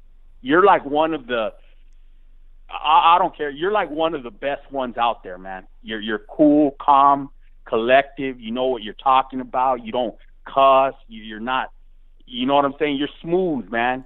Just get up there and tell these people, you know, that, hey, what are you gonna do?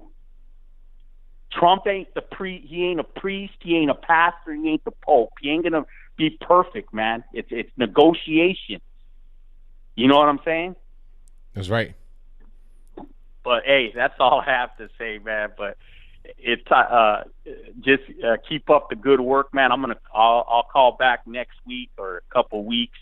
Oh, and another thing too, what we could also do is everybody that's listening, man, start making little videos, man. Even if you're like that girl that called, you know, she couldn't talk, she was nervous a few calls ago from San Antonio, and she was talking about them two idiot twin brothers, right, Castros, and she felt nervous and stuff.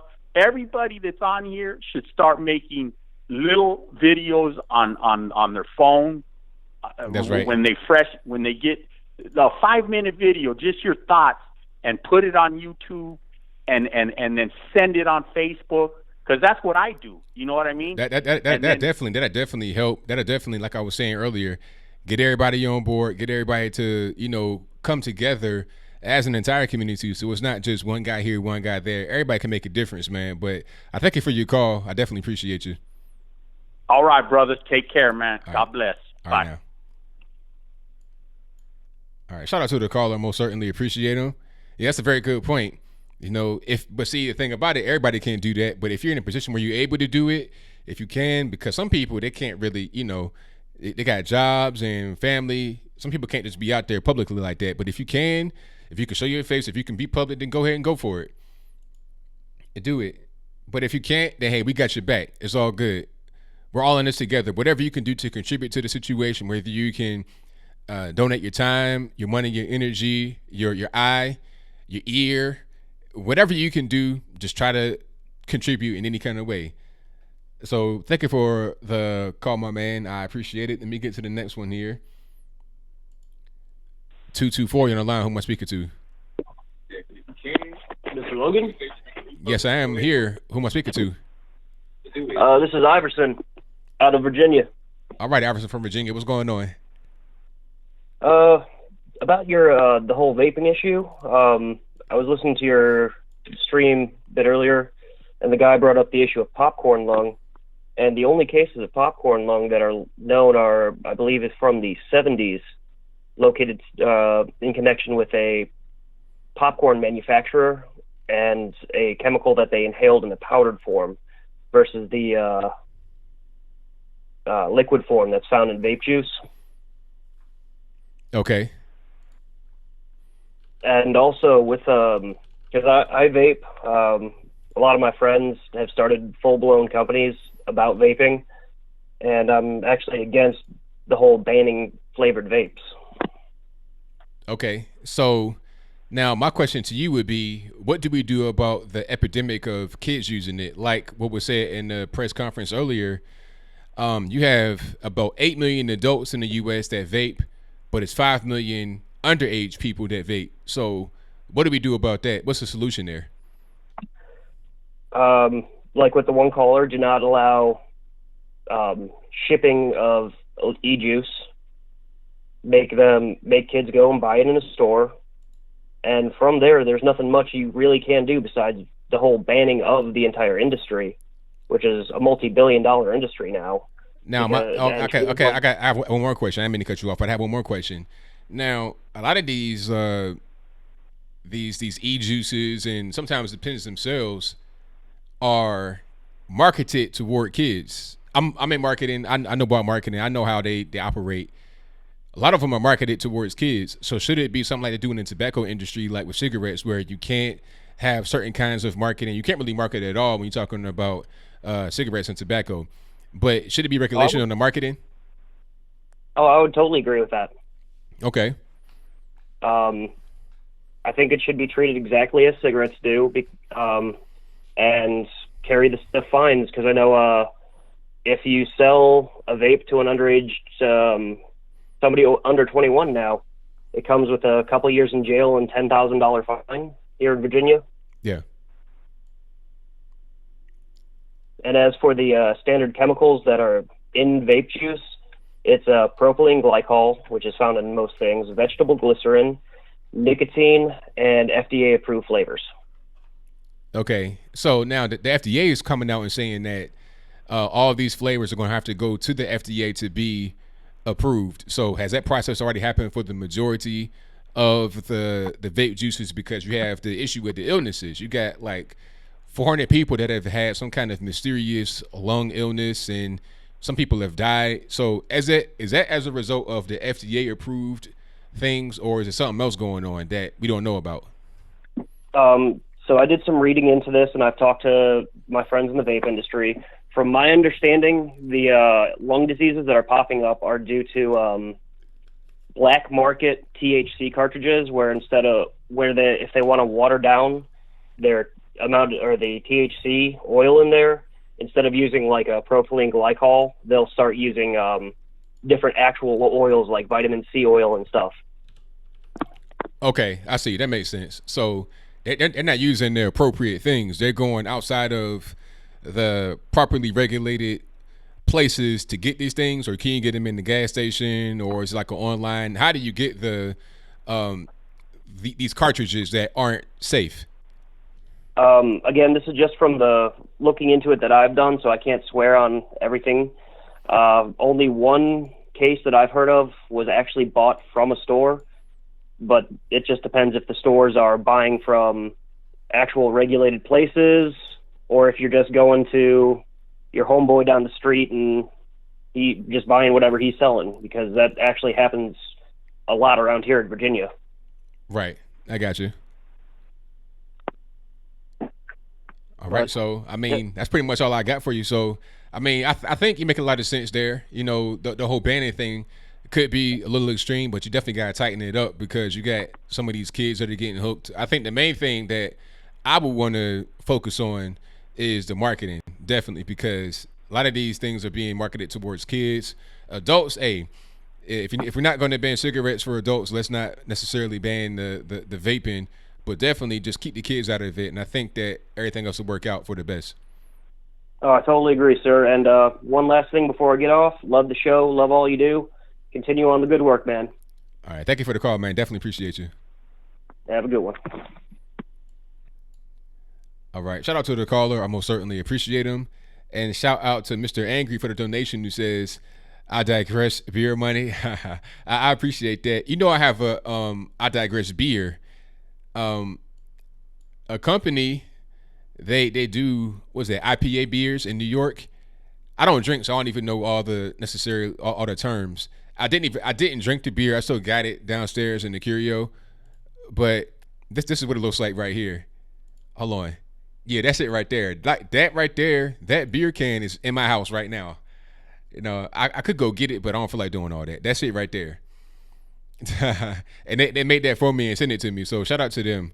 And this is from City Swiggers in New York City. So shout out to them for sending me that.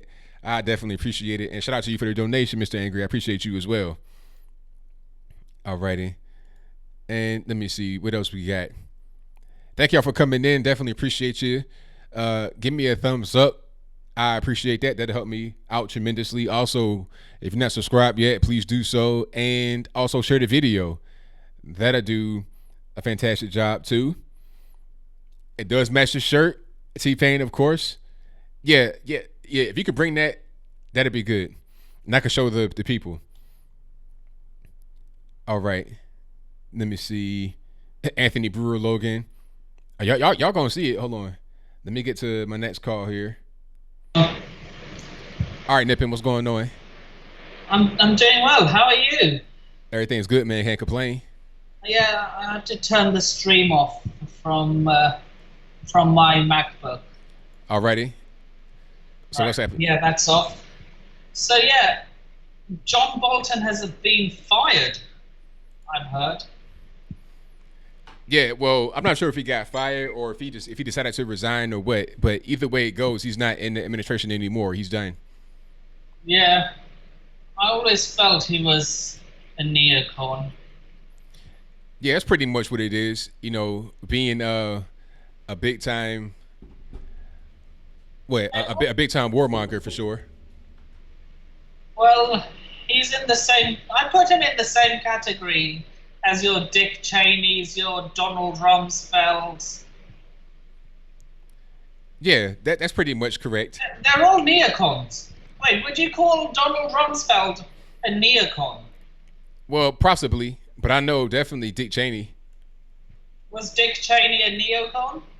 Oh yeah, 100%. He was probably the biggest. What, more so than HW? Yes, 100%. Wow. And now, I'm forgetting a lot. Oh, Forbes top 100 is Donald Trump in it? No, he's not. Wow.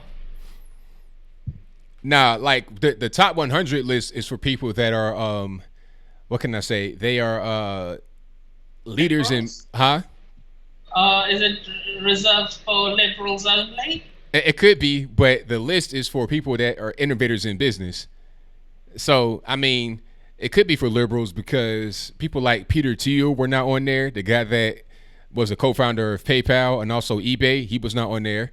So, yeah, I saw a video regarding regarding like how every single device records your conversation. Like, yeah, it was by Paul Joseph Watson. Like how Silicon Valley is overtaking literally everything. Yeah, I mean, it's crazy. They control a lot because of technology, and it's even worse in China. China got their own little Silicon Valley thing going on over there. Where oh my god, that's the worst. China are the worst. Yeah, China's terrible. And the protests are still going on apparently. Is it still going on? I thought that I think so. Because the one thing was rescinded. The whole extradition thing was rescinded. Now there's some other things that they're not going to back off of, but the extradition to China was rescinded. So I'm not really sure what's happening right now with the protests. And Milo Yiannopoulos has gone broke, I've heard. Well, he could be broke. I'm not sure about his financial status, but he might be going broke because he has been basically removed from the internet. He only has a couple places where you can be, and it's hard for him to really get any kind of traction like that. This is the Soviet Empire all over again. They put you in gulags. They put you in chains. That's right. You don't agree with it. Big rocks, little rocks, for sure. Like Joe, what's his name? Creepy Uncle Joe. They'll put you all back into chains. That's right. Oh, and before I go any further, I would just like to pay my respects to everyone who lost their lives on 9/11. That's right. It was just I don't know. It was just in the morning rush. Everything changed within the space of 15 minutes. Right. Yeah, it did. I still remember what I was doing on the day that happened. My mum was picking me up from, we call it primary school in England. I don't know what you call it in the States. And then she was on her way to pick my brother up from kindergarten. And that's when the news broke, when she turned on the radio in her car. Right. I was only 8 years old at the time.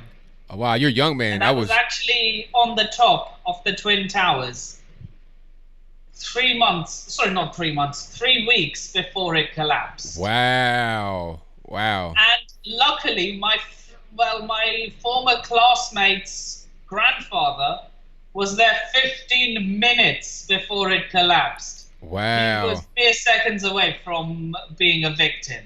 Wow, that's crazy. That's And apparently Trump... carry on. Nah, but I was just saying that's pretty crazy that happened. Yeah. Close call. Now, Trump has favored to ban e-cigarettes. That's something I've never heard. Well, some e-cigarettes, like flavor e-cigarettes, and the reason is because they're targeting children with their marketing. What?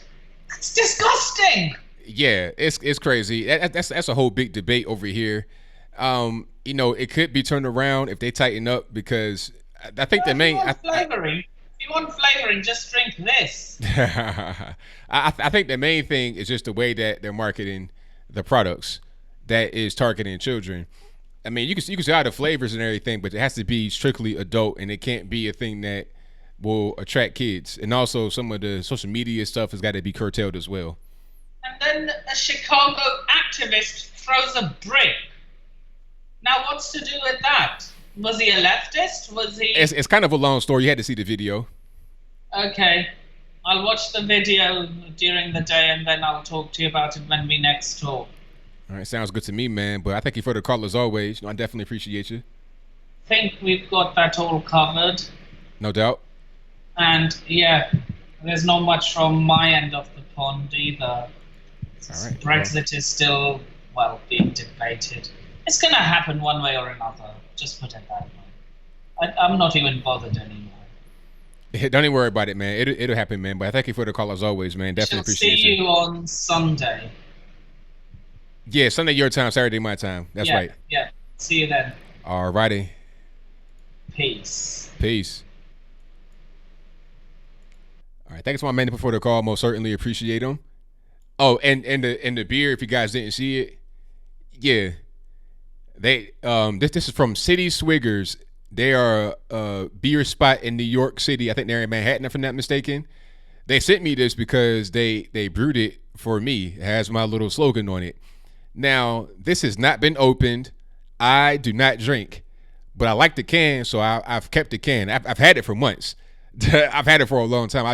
It's like a keepsake at this point, but I don't drink. Had a lot of run-ins with alcohol in the family, a lot of alcoholics, so I'm not trying to be another one. But shout out to everybody that drinks. I'm not a drinker myself. I don't judge you for drinking, no. But this can, I like it a lot. It's hot. And hey, T-Pain said it matches the outfit very well. Right on it. Tennessee orange, all that good stuff. It ain't quite Tennessee orange, but it's close enough. All right. Shout out to Bucolic Buffalo, who says, I remember flavored rolling papers were banned during Obama administration for the same reason. Yeah, I can understand, but that's a little bit different. But I'm with you. Thank you for the donation. Definitely appreciate you. And let me get to my next call here. 240, you're on the line. Who am I speaking to? Hey, it's JB. What's up, brother? Everything is good, man. What's happening? Another day, another doubt. You know that road, brother. No doubt. Hey, yeah, I just want to talk about, man, it's getting crazy out there, but the Graylists won special election in North Carolina. That was amazing. He went down there, flew down there, and got the man, basically got him elected, basically, in so many words. Don't you think so? I think that if he didn't necessarily get him elected, he definitely helped, and that's a good thing to have the president, support you. Exactly. He flew down there, and I'm like, yeah, that's amazing right there. And I try to tell a lot of black people that you don't got to like nobody to benefit from the change he's putting out there for us. So that's always a good thing.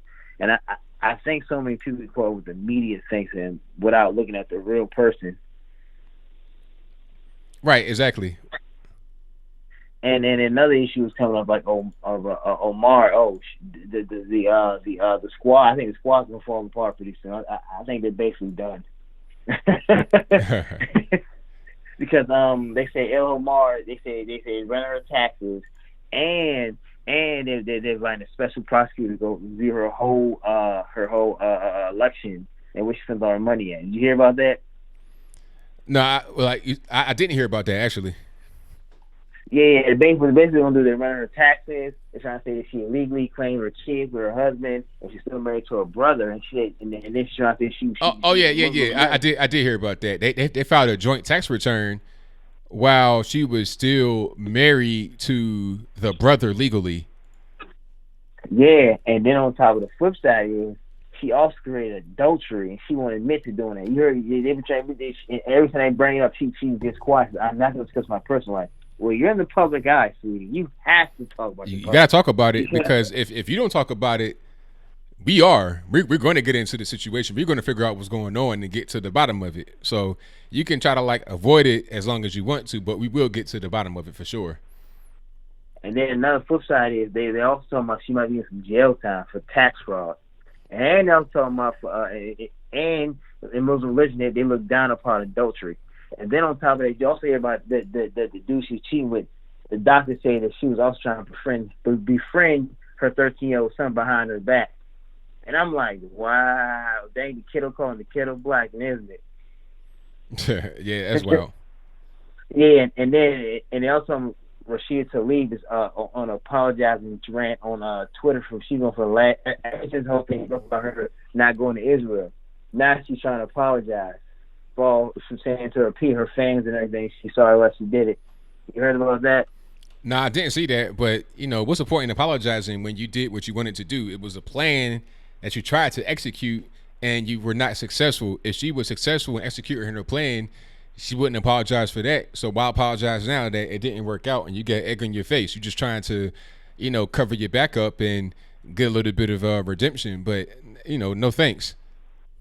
Exactly. See, the thing about it was their radical ideas are falling apart because most Americans don't believe in free health care and paying for illegals. 75% of them they just don't believe it. And most young people don't want to pay for somebody else. They just don't. And that's just the way things are.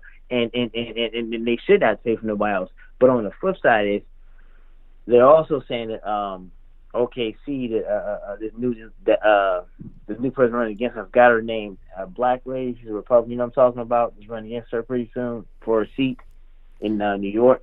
You're talking about Cherie Murray. Yes. They say that they say she still says she has a popular vote amongst young people, but most young people don't vote in her district, so that's why she may win. The Republicans may win that seat. It's going to be a hard one. It's going to be a hard one because that area is straight. It's Democrat. It's a Democrat stronghold, so it's going to be hard, but it's possible. Anything's possible, I suppose. Yeah, because I think most people were mad about that Amazon thing she called. And basically just radical ideas on everything. Have you noticed that though? And then they also said that people are attacking Omar on the 9/11 thing, talking about some people did something, and everybody's attacking her on Facebook, Instagram. So they said she deactivated her account because she got so many people asking about some people questions. Isn't that crazy? Yes, well. Well, all right, ABL, I'm not going to keep rambling, but thanks for answering my call. And how far are you on Days Gone? I mean, not Days Gone.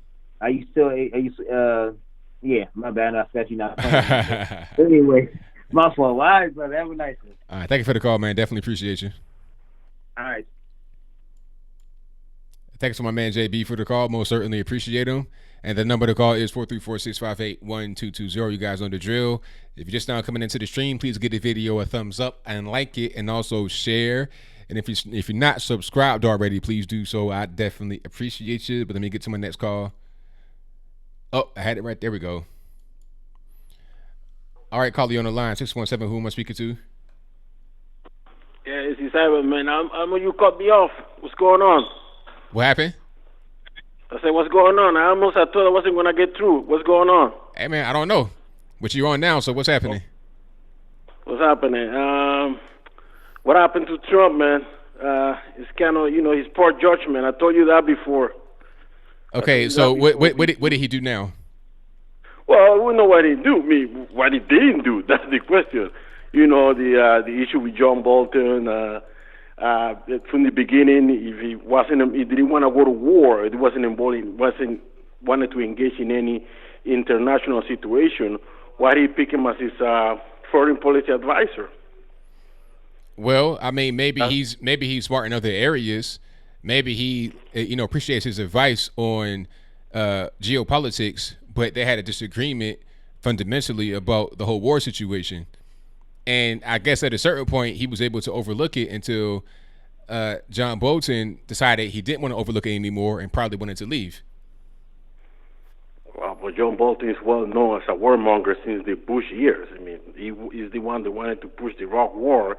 After the Iraq War was going kind of well, he wanted to invade Iran and he wanted to go to Syria.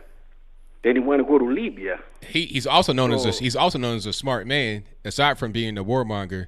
So Trump knows he's not going to go to war, but at the same time, he has some good information. So he gives him the information. He uses it the way he can.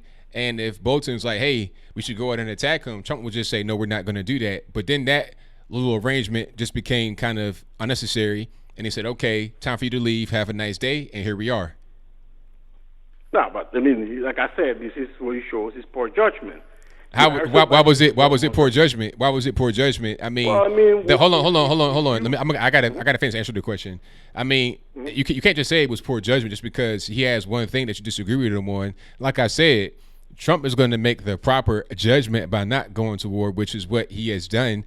The judgment may have been, okay, I don't like the pro-war stance, which is what he ran on, but he has some intelligence that I may need for my campaign, so and my actual presidency. So I'm gonna go get that from him, but I'm gonna leave the rest of that stuff there. So how can you say it was poor judgment? Well, I mean, like I said, he will know. It was well known. It was on the Condoleezza Rice. He has some serious arguments with Colin Powell. Well known. He's been in Fox News multiple times that America should rule the world. America should pretty much gotta be well known. America gotta pretty much put expand democracy all over the world. That doesn't work. You can't just expand democracy in a country that don't want the democracy that you want. And we didn't do it. And we didn't do it in the 2.5 years, so it don't even really matter. But what's your next topic? Well, that's one of the topics. And then, do you really believe that when Trump was going to go to Iran, do you believe that when the planes were in the air, it just changed? He asked the question how many people were going to die, and it was like 150. Do you really believe that? Do you really believe that? Or do you believe that they advise him, or they pretty much they brief him before even they go into a mission? They brief all presidents. They brief and they tell them, hey, you know, this is what's going to happen. This is collateral damage. 300 people might die, and for if they go into the ground. Okay, ask a question. Ask a question. Yeah, do you believe in the 80 or not? I mean, I don't know. Maybe you it's believe true. That he knew before? Sir, can I answer? Sir, can I answer? Mm-hmm. Now, I don't really know if that's true or false. I know one thing that Trump said when he was running and also through the presidency is that he didn't want to just telegraph all of his moves. So maybe that was true. Maybe it was false. I don't really know. It doesn't really matter to me because we did not attack Iran. We have not started a war with Iran. So I can't really say what were the planes in the sky? Did he say at 5 o'clock or 6 o'clock? To me, that's kind of irrelevant and kind of unnecessary to even talk about. The point is that he didn't do it. That's all that really matters. That's the point, because you haven't listened to politics for a while. Hold on. Okay, I'm asking you this question, sir. I'm asking you this question, sir. You're muted right now. Nobody can hear you. I'm asking you a question. Why is it important to know that answer to that question that you mentioned? What is important? Why is it important? Why is that I'm on the air now or I'm not? Go ahead. Answer the question.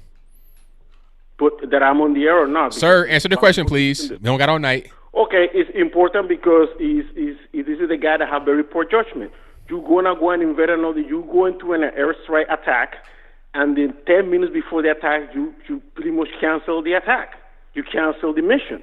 When all presidents were told since Clinton, since the invasion of Dominican Republic, Grenada, Panama, I mean, all those presidents, they brief in advance before they engage in any attack. Okay, but see, do you think that, do you know for 100% sure if that's true or false what he said? I mean, do you know? I'm 100% sure. I know 100% sure. I mean, you're gonna tell me they're gonna advise all of them except Trump? No. Well, sir, listen to me. Listen, stop. My question was, do you think that what he said, what Trump said about the whole situation was 100% true? Yes or no? Trump lies all the time. The question was, do you think that it was true? You're believing it like it's 100% true. Do you believe it was true? That I believe that Trump chicken the last minute. Sir, look, just answer the question. Yes or no. Yes or no question. Just answer. But what is the question? Look, we don't got all night. Look, listen. Do you think that it's 100% true that the planes were in the sky and the boats were in the air, and then at the 0 hour Trump said don't do it? Do you believe that or not? I believe that Trump chicken the last minute. So okay, is it so you do believe it? So you do believe it? So you do believe it? So when you say he lies all the time, you're just picking and choosing what you want to believe in. No, he lied that he was no. Sir, you're picking and choosing. Listen, you're muted again.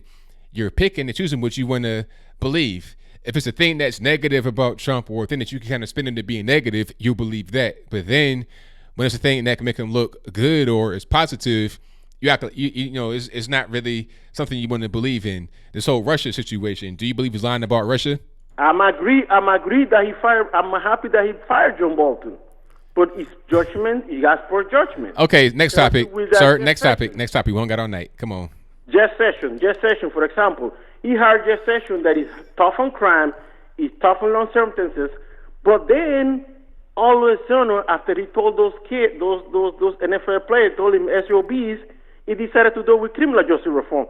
Why you will hire Jeff Sessions? You know his background, that he punished everything, that he even want to punish those for marijuana.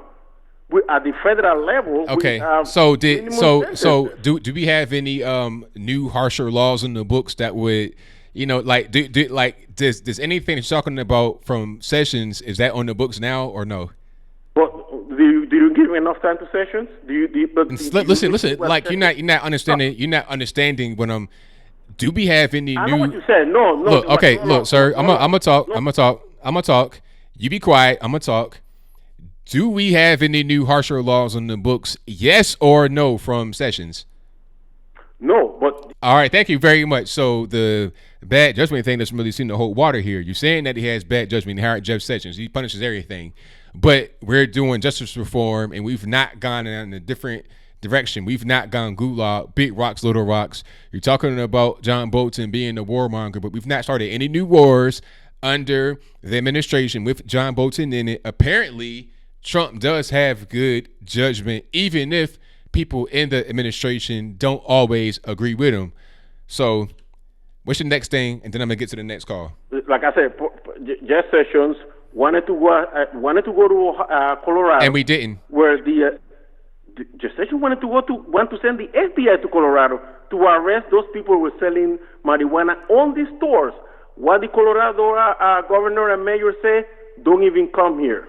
Okay. Don't come here with that crap. Alrighty. Don't come here with crap. Wanted to go where? What is another state that they have? Wanted to, trying to, all these different things doesn't really add up to an actual thing that happened. But thank you for the call, man. Definitely appreciate you. All right, now. Okay, shout out to Ivan for the call. Most certainly appreciate him.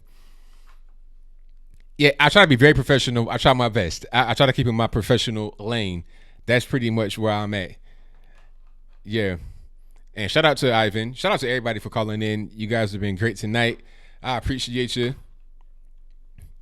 Yeah, you know, my thing is you're not going to always agree with everybody on your squad, on your team. You can have a person that has a bad reputation but has great information and have a great side to him. I think that might have been John Bolton. The Hawk stuff he didn't like, but the information, the intelligence, he liked that part. So you take some of the bad if you can get some good. But let me get to my next call. 678, you're on the line. Who am I speaking to? This is Cynthia. All righty, Cynthia, what's going on? I'm surprised I got through. I'm the one that always give you 5 stars, first heiress. I don't know if you see my comments on your video, but I always give you the stars. But I wanted to talk about 9/11. Okay. And I'm a few years older than you, quite older than you. And on that day, when it happened, I was at work. And when it happened, I mean, we were stunned. One of the ladies at work, she went home to get a TV and brought it in. And that for the whole day, we didn't do anything but watch TV. And it was just really eerie and just really surreal. It's a day that I will never forget. And that's why, and I'm sure a lot of other people are like this, that's why for Omar to say some people did some things, it really hurt. And she, I don't know when she came over here. I don't know if she was here at that time or not, but I can't imagine anybody living through that and just being, being like that. Yeah, I mean, I'm right there with you. I mean, she said that and was acting like it wasn't really a big deal, it was no problem, but people really, had some traumatic experiences as a result of that. And it is a big deal. It is a problem. You can't just say stuff like that and act like people got to take it and got to accept it with no problem. Right. And I also want to bring up, now I know one of the other callers had mentioned this, that there's a lady that's running against AOC. Mm-hmm. And there's also another lady that's running against Nancy Pelosi. I don't know if you know that, a conservative lady. And the one that's running against AOC, she said a number of conservative women were rising up to run for office. But I hope some men rise up too, some conservative men. We need more conservative men in there too. That's right, absolutely, 100%. I mean, get some men in there, get some strong leadership. The women are good too, but gotta have the men in there. You gotta have that for sure. Right. So that's pretty much all I have to say. But I just want the 4 horsemen to be demolished. They need to come out. I think they're gonna pretty much be the face of the Democratic Party. But on a positive note, if they're gonna be the face, I don't think the Democratic Party is gonna survive too much longer, and then regular everyday people are going to be more curious about what we got going on over here. So I think that'd be the end result of that. Yeah, that's a good point. That's a good point. Because the media nowadays, I mean, they're so far left that, and it's so outlandish what they're doing that it's making people wake up. Mm-hmm. That's right. Okay. Yeah, and the Democrats are so far left with this immigrant stuff that people are like, that's so ridiculous that, it's got to be another way. It's got, and then they go searching for stuff. And so it does work out for the benefits of the conservatives. So I can't see that, how that plays in. That's right. But that's all I got to say. I'm not going to keep you much longer. It's good to talk to you again. And I'll continue to watch you and support you. Thank you for the call. Definitely appreciate you. You're welcome. Take care now. All right, same to you. Mm-hmm. Bye. Right. Shout out to the caller. Most certainly appreciate her. Yeah, I think that the left, they pretty much painted themselves into a corner. They got so extreme. It's like, what you gonna do next? How can you really get out of this corner that you're in right now? You're pretty much gonna be stuck right there, and it's your own fault. So I don't feel like the illustrious Hillary Clinton would say, I don't feel no ways tired. How could she say something like that and act like, and get away with it? People cheering her. It's like, really, Hillary Clinton? The crazy part is that Hillary Clinton was a stronger candidate than anybody that's out there right now on the Democratic side.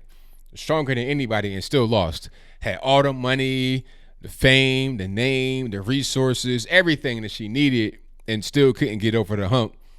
So if she was so strong and couldn't do it, I mean, got beat so bad that she pretty much had to go back home, crawl up under a rock. You saw her again months later in the woods, look like Blair Witch, looking crazy. If she couldn't win, how you gonna think Joe Biden? I mean, seriously, they ought to be ashamed of themselves for putting that man out there. This guy, he doesn't know where he is, who he is, what's going on. Put that man in some villa in Florida and just let him relax. Seriously, because right now he just ain't all the way there. The lights on, but ain't nobody home. He's a few fries short of a Happy Meal, few trees short of a forest, a few spoons short of an entire silverware set. The man ain't all the way home. And you want to put him out there to be the president, to be the front runner? You know, he can raise some money because he has a name, but good grief, man, like he can't win. That was their saying. That's the same strategy they had with Hillary Clinton.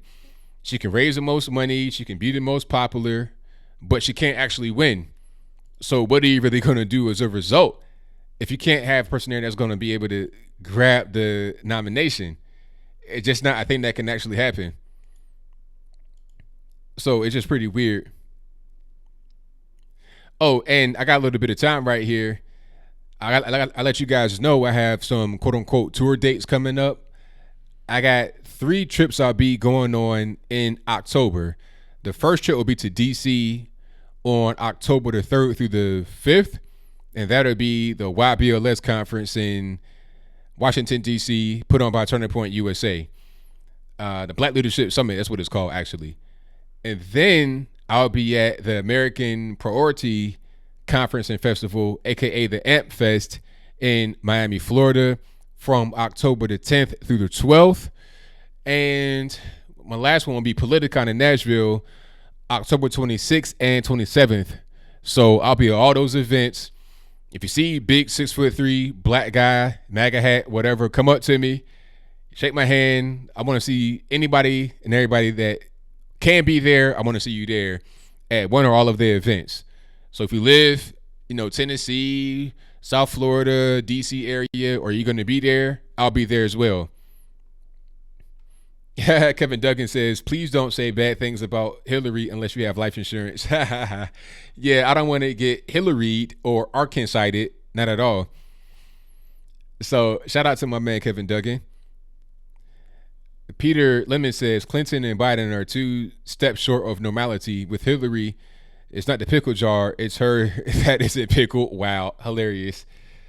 Shout out to you for that. But let me get to my next call here. 843, you're on the line. Who am I speaking to? Yeah, Kevin Duggan says, please don't. 843. Yes, sir. I'd like to make a comment for the show. All righty, go for it. You're live on now. And turn your speakers on the background for me, please. All right, hold on. Turn it down, Mom. Mama, turn it down. I'm on. Hold on. She got to turn it down. Hold on a second. All righty. All right, my you there? mom actually got me hooked on to you, Anthony. That's how I found you. My mom was talking about you and said, you got to listen to this man. He's funny. I said, yeah, he sounds like me. Well, I'm glad you're watching. Yes, sir. I'd like to make a comment for the show. I got a little bit of noise in the background though, because I can hear it, and then if I can hear it, the crowd can hear it too. Okay. All right, caller, you there? Yeah, I'm here. Hold on. She's trying to turn it down now. Okay. Can you hear me now? I hear you well. So what's going on? My comment is I'm like you about Biden and Bernie. Both of them are like two French fries short and a Happy Meal. They need to go get their toys and play with them and keep going. That's right. But my whole thing with her is she a normal. She's trying to follow in Bill's footsteps from a long time ago, and they both need to go to the old people home and sit down. That's right. Go get their rocking chairs and go sit down on the porch and watch traffic drive by. Like the old ladies doing, wave at them, say hi. That's right, because I mean, right now you're trying to be out there trying to be the president. You're trying to get some votes. I mean, you got to be able to be awake for more than 10 hours a day to get that done. So yeah, it's time to go and get the rocking chair, invest in that, and park yourself right in front of the house. And like you said, when the traffic go by, just do the little slow wave and have that be your life. Exactly. My other comment is, these people that want to say, oh, well, he's so bad in politics, that I'm talking about Donald Trump, he's just so bad. Yeah, but, they don't they listen to the mainstream media. They don't listen to, the ones like you that talk about the real stuff that he's talking. They listen to what they want to hear. That's right. Absolutely. 100%. And you got to be able to get beyond that. People need to hear some of the real information. You know, when they're hearing the fake information all the time, you know, it kind of brainwashes them to the point where you talk to them, all they do is just repeat whatever they heard on TV. It's like, okay, you're being brainwashed. You don't even really know what's going on. You got to open your mind up a little bit. You got to look outside the box and see what's going on around you instead of watching everything that's on the main street. That's right. I like the guy that says retirement for 2020. That's what he needs to do. He should retire a long time ago, like in the 80s when I was not even born. He needed to retire. That's right, 100%. I mean, because he been old for a long time. I mean, Biden been in office since the 70s. It's like, come on, this is a little bit too much here. Grandpa needs to go home and go get him a rocket chair and go sit and rock them grandbabies he got. That's right.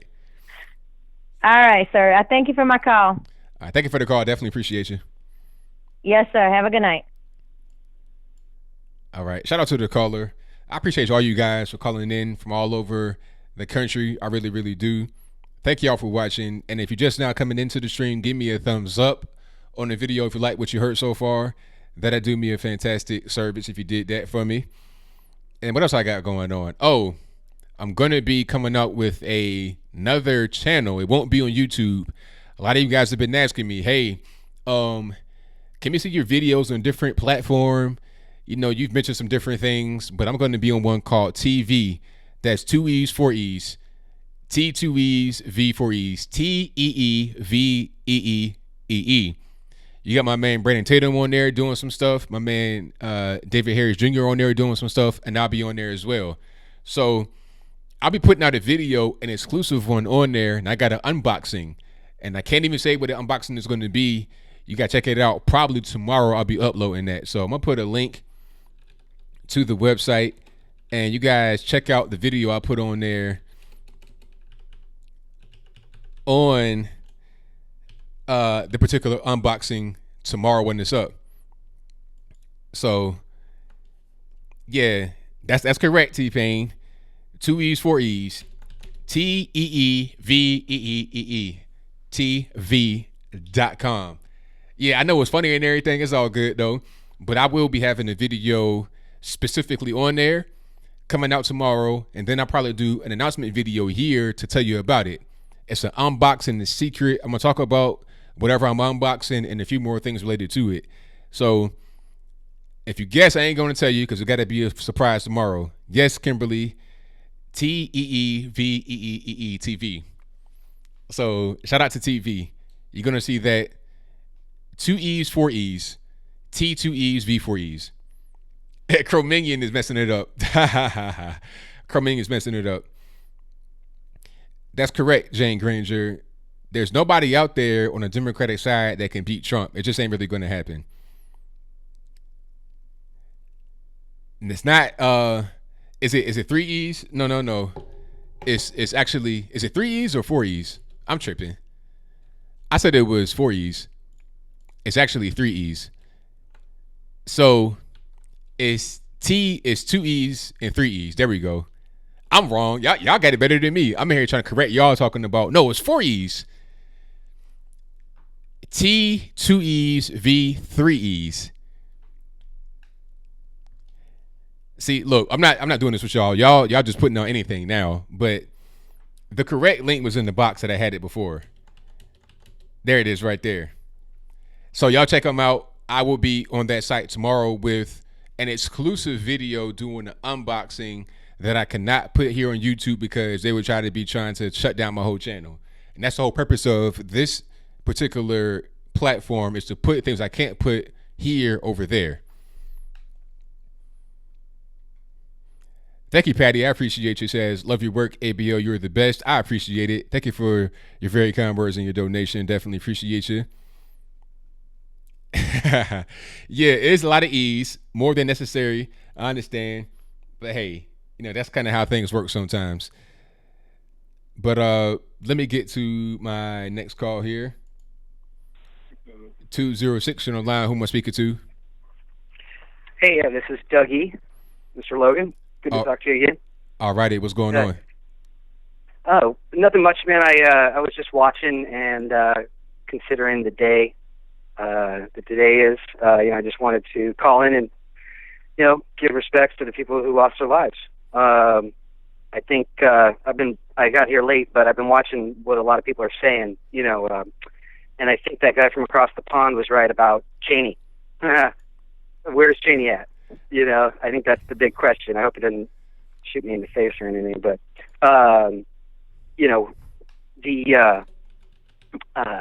the thing that Ivan said about the marijuana industry, Sessions, I don't think of him. I think of Kate McKinnon, but Trump obviously told Sessions that was not going to happen.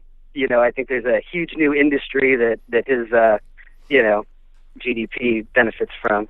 But McConnell's selling hemp, and Boehner's selling marijuana as well. So kind of interesting to see the Republican Party go in that direction. Don't get me wrong. I haven't forgiven for Cheney and Bush and all the rest. But John Bolton's out. That's a great thing. I think Trump pulled another McMaster on him. Basically he needs people, and people don't realize that. There's a chain of command that you're supposed to hire from. But he's still got Shannon and Pompeo playing footsies with him and such. Doing the Biden on him, smelling his hair, But I thought the interesting thing they were saying about Tulsi, he can't ask her right now to join his team, but she should talk to Jimmy Carter. There was a documentary about it, right? That peanut farmer went to the desert. What was it called? The Mummy? Yeah. Teamed up with the Mujahideen. Yeah, that's right. Yeah, that did happen. But that did happen, yeah. So maybe she should look a little closer to home. But I love the anti-war stance on both of them. You know what I'm saying? So 9/11, man. The Tri-Towers, man. Building 7. Giuliani's center, emergency command center, fell down. So, there was no missile defense on the accounting department for the Pentagon. It's a shame. So, I'm going to pass on it. It's Chicago. If you want to see a great documentary, man, Redman does some great documentaries. That's about all I can say about that. And then with the Forbes Top 100 Innovators, I think that's about Trump's uncle. There's dozens of patents, secret patents, and his uncle knew about them. And Trump can go Gene Roddenberry on us if he has the guts to do it. But we'll see what he does. I think, like I said, he could bring some women in and give them access to whatever kind of atmospheric, electric, cold fusion, hot fusion, EM drive tech that he's got, He's, the ones that protect him, with those flying black triangles that nobody sees, that kind of thing, So either way, I just wanted to call in and give my prayers to the victims. Definitely, and 100%. I mean, it's like you said about the Arkansas, man. I could tell you the whole list, man, but I want your stream to start buffering. Yeah, we don't want that. We don't want nobody to be like, we got to go get him. Yeah, but I think Danny Williams, Chester Bennington. Sometimes people don't realize, the family members. It's just a sad cycle, and I hope people die to stop it. I hope that there's purpose. And right. We'll see what happens. It doesn't hope to happen overnight. And I appreciate you taking my call. And peace to everybody out there in the live chat and the subscribers and you, sir. You're always very kind. All right, thank you for the call, man. Definitely appreciate you. All right, have a great night. Bye. All right, shout out to the caller. Most certainly appreciate him. And thank you all here. And you guys on the drill. The number to call is 434-658-1220. I got a video here of AOC screaming on Thomas Homan. Is this a new video or old video? I'm not really sure. This is from The Blaze. Let me see if I can cue it up. There we go. In my 34 years, I've never seen such hate toward law enforcement agency in my life that you want to abolish them rather doing your job and legislate. Homan, your if time they don't like expired. it, legislate. You can't. I Mr. Homan, according to the rules of this committee, of enacting laws. Mr. Homan, your time is expired. The chair now recognizes Ms. Wow, slamming the gavel, really? Thank you, Madam Chair. Really? So we gonna do? Come on. Like, is this? Look, hold on. Is that who we gonna have as like the leader of the free world in the future here? Is they gonna be her? We can't let that happen. But you know, one thing I'm seeing that's really making me have a lot of hope for the future is that young people are becoming more political and they're becoming more right, or at least center right. This kind of individual right here ain't gonna get her done. I'll be surprised if she wins again in her district, honestly, because she took away the Amazon. Like, why was it bad for Amazon to come to New York? I don't understand. I don't get it. I don't see how anybody could be against jobs and money and whatnot in a place. I just don't understand. But she did that, and her constituents got to be upset about it. You're talking about more money that could come into a place that may not necessarily be the best economically. Why would you be against it? And then here you are screaming on Thomas Homan because, you know, he wants to protect the country. So you don't want jobs and you don't want to be protected. What do you want? How are you going to help your constituents? If you want to keep them in a place where they're not safe and you don't want to give them a job, or you don't want to allow them to be able to get a job for themselves or to have a higher tax base that can help them out, what do you really want? What is your actual goal here? You know, is it gulag, big rock, little rock? I suppose so. And then bring everybody in the world into the gulag, because you got to have bodies for the gulag, right? That's kind of how it has to operate. How these big things, you know, where the workers get paid a quote unquote living wage. To me, when I hear the term living wage, I hear same wage. I was having a discussion with somebody, I won't say their name, they're on YouTube, and they were trying to tell me about how we can fix the jobs problem. And they were talking about how everybody would get paid pretty much the same for the work. I'm like, well, how are you going to do that? Like, people have better skills than others. They got education, all this, that, and the third. He was like, well, we're just going to have the new jobs come in and we're going to just remove all the old ones. And then he was talking about just bringing in jobs randomly, like the government can just create jobs. It's like, that's not how it works.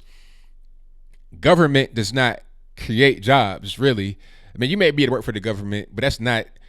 Innovation and stuff like that does not come from the government. It comes from the people. So you can't just say, oh, we're going to have the government take care of it. That's called communism. That's when you don't have, that's called Cuba, where you don't have really big rocks, little rocks. That's what that is. North Korea, Cuba, that's the end game of communism, in my humble opinion. 614, you're on the line. Who am I speaking to? Hello? Yeah, 614. Who am I speaking to? Oh, this is Heather. All righty, Heather, what's going on? I got a little bit of background noise. Can you turn the speakers down for me? Yeah, I'm sorry. I'm moving to the other room. What was that? I'm sorry. All righty, but what's going on? What's happening? Oh, I called this number to talk to Anthony Brian Logan. You're on live with me now. I'm speaking to you right now. You there, caller? Caller? Oh, wow. I'm sorry. It's like a really long. Okay. Well, I need you to turn off the speakers in the background and talk to me on the phone. Okay, can you hear me now? I hear you well. Okay, yeah. I was just calling. You were just talking about AOC there a minute ago. I think she is so irresponsible with the stuff that she says. Like, there was already one Antifa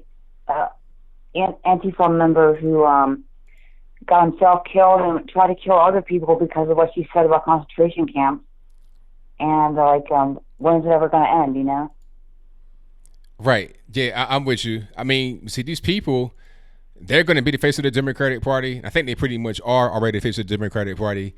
And that's going to end them, because the regular everyday person that's out there does not believe in this kind of stuff. They're not into it. They're not with it. They don't appreciate it.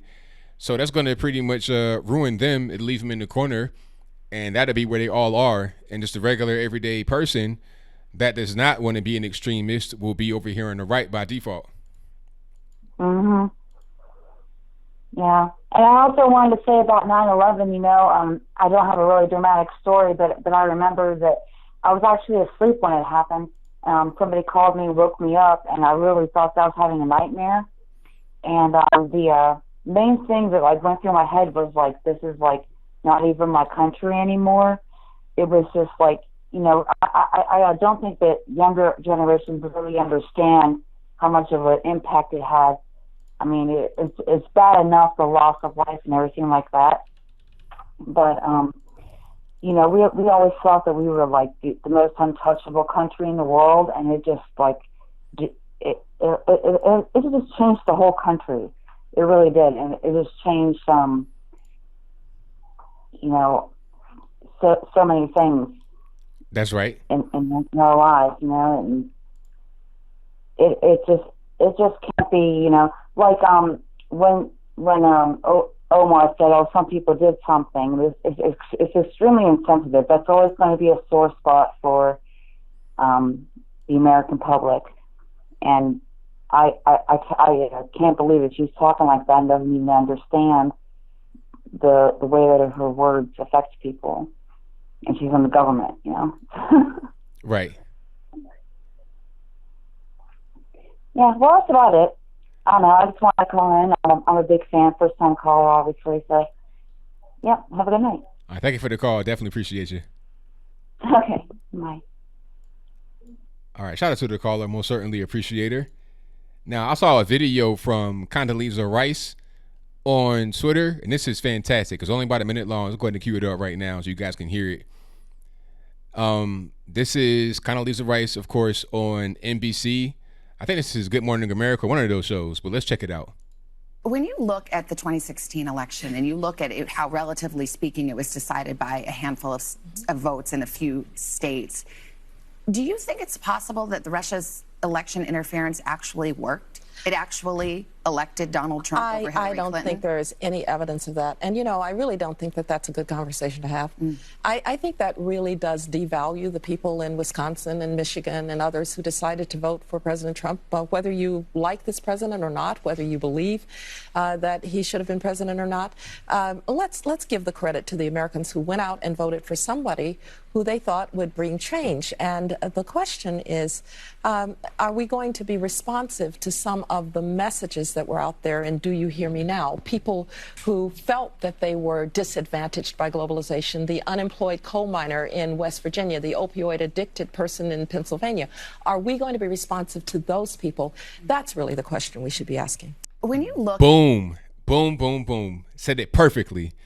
Condoleezza Rice is a better candidate for president than anybody on the left. It's not even running.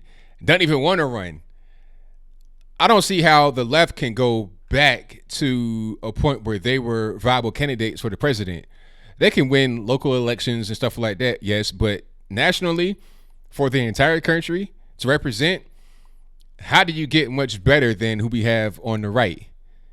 People that came in like fourth or fifth behind Trump are better than everybody. Ted Cruz, Ben Carson, Marco Rubio, all of them are better than anybody on the right. Remember last time we had this election cycle, you had like 18 people on stage. I mean, you had some really powerful and good people on stage. Ted Cruz, Ben Carson, Marco, even somebody like Carly Fiorina. Even the Carly Fiorina will be better than anybody on the left right now. They got an old, creepy, pervy kind of guy, hair sniffing this, that, and the third, Joe Biden. Then you have Kamala Harris. Is she Indian? Is she black? Who knows? Don't know. Pocahontas. These people aren't strong. They're not strong. So that was very well said from Condoleezza Rice. We need more people that can just say common sense things like that in a very eloquent way.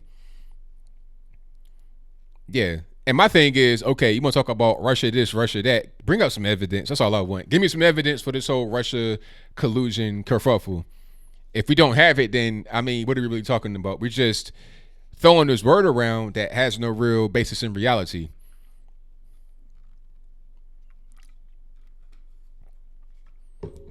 Yeah, exactly, Liza Jean. Honor those who voted. They voted for them, man. You got to respect that.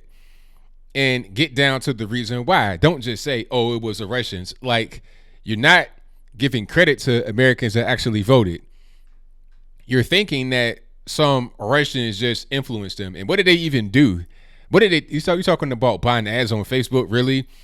Spending like $4,000 in Google AdWords, really? Was that enough to combat the billion with a B dollars that were spent from Hillary Clinton's campaign.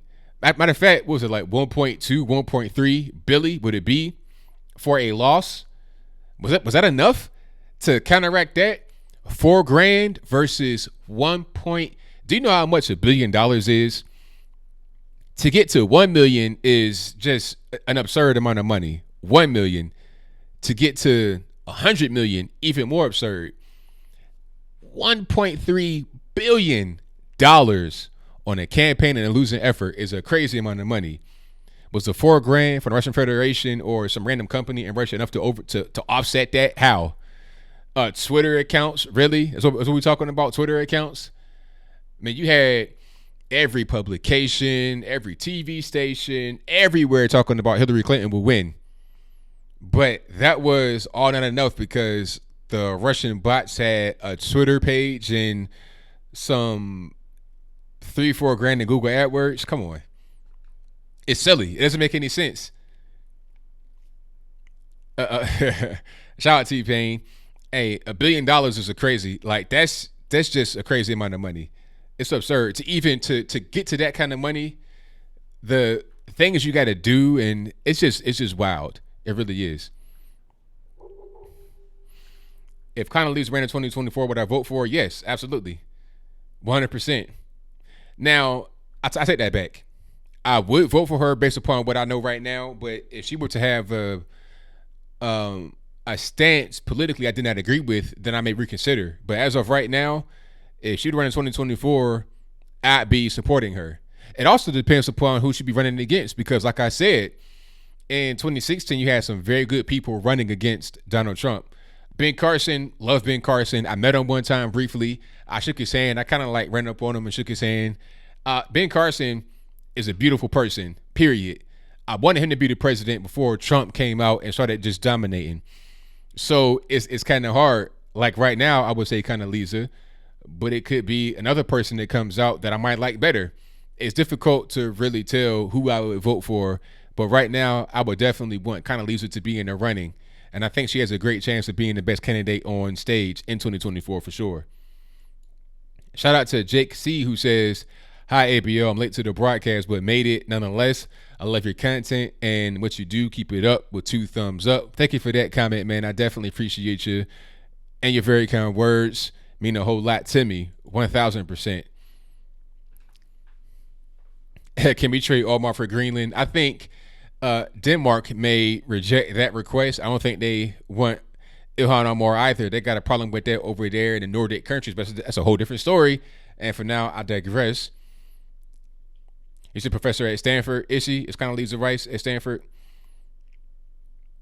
That's interesting.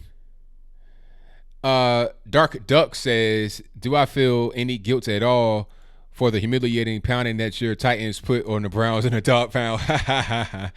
I'm not a Titans fan, actually. I'm a Minnesota Vikings fan since I've been a youngin' because I was born and ran West Virginia. That's where Randy Moss is from. My family knows him. I met his mom back in the day when he was on the Vikings and the big purple Escalade she had back when he was playing. So we have family ties to Randy Moss and his family. Small town, 1,000 people. We all know each other. We're all like family. So when he got drafted, everybody in my family, both sides, it was like everybody had a party, a barbecue, a cookout. We all were looking for Randy Moss to get drafted. And when he went to the Vikings, I did not have a team at the time. I was still like young, like 13, 14. So I was like, okay, the Vikings will be my team now, and they've been my team ever since. But I did see that woodshed butt kicking that the Browns got at the hands of the Titans. I don't feel no guilt at all. You know, you got Odell Beckham Jr. wearing this $250,000 watch. I guess it wasn't enough to make them win the game. So, hey, it is what it is. How you going to wear a watch during the football game? I mean, I guess I'm pretty sure you got paid to do it, but I mean, that's kind of weird. Who's going to win out of the Democrats for 2020? It's hard to tell. I think the machine wants Joe Biden because he can make that money. He can bring in the revenue from the donations and whatnot. They want him. but it might end up being a Pocahontas because she is the most relatable out of all the candidates. You know, the whole thing about her being a fake Indian may kind of get brushed up under the rug. The media will say it's racist for Trump to say that she was pretending to be an Indian for her whole life, but I digress. They'll say it's racist, and they'll just move on from that. But she has the best chance, in my humble opinion, right now. All right, what else we got here? Let me get to another call here. Hold on one second. Let's go. 828 on the line. How am I speaking to? Hello, ABL. Yes. This is Janie from North Carolina. I just wanted to call and let you know what I thought about 9/11. And my heart goes out to all those people and their families, because it just wasn't 3,000 people, it was 3,000 families. And I feel for them. But I remember when 9/11 happened, we were coming from vacation, and we had stopped in D.C. and took pictures of all the buildings and the White House and the Pentagon. We had got home the day before 9/11 happened. And the first time I heard about it, I was in the car going to go get the business mail, and I heard it on the radio. I hurried back to work, and I asked everybody, "Did you hear?" And the office manager was from New York, so we went and bought TV so we could watch that. But watching it, and then later when Building 7 fell, I really in my heart believe that was a controlled demolition job. And that was from the inside. I do believe that. At that time, I was listening to Alex Jones, because even back then, he was just one of the few conservative people on YouTube that I listened to, and then he got wild. I quit listening to the rant. But anyway, he had people on that talked about that, and it really made sense if you watch how Building 7 went down, and just straight down. That there's a new team of scientists and engineers from the University of Alaska that have done a new study, and they believe too that it was detonated, and they studied the dust and everything.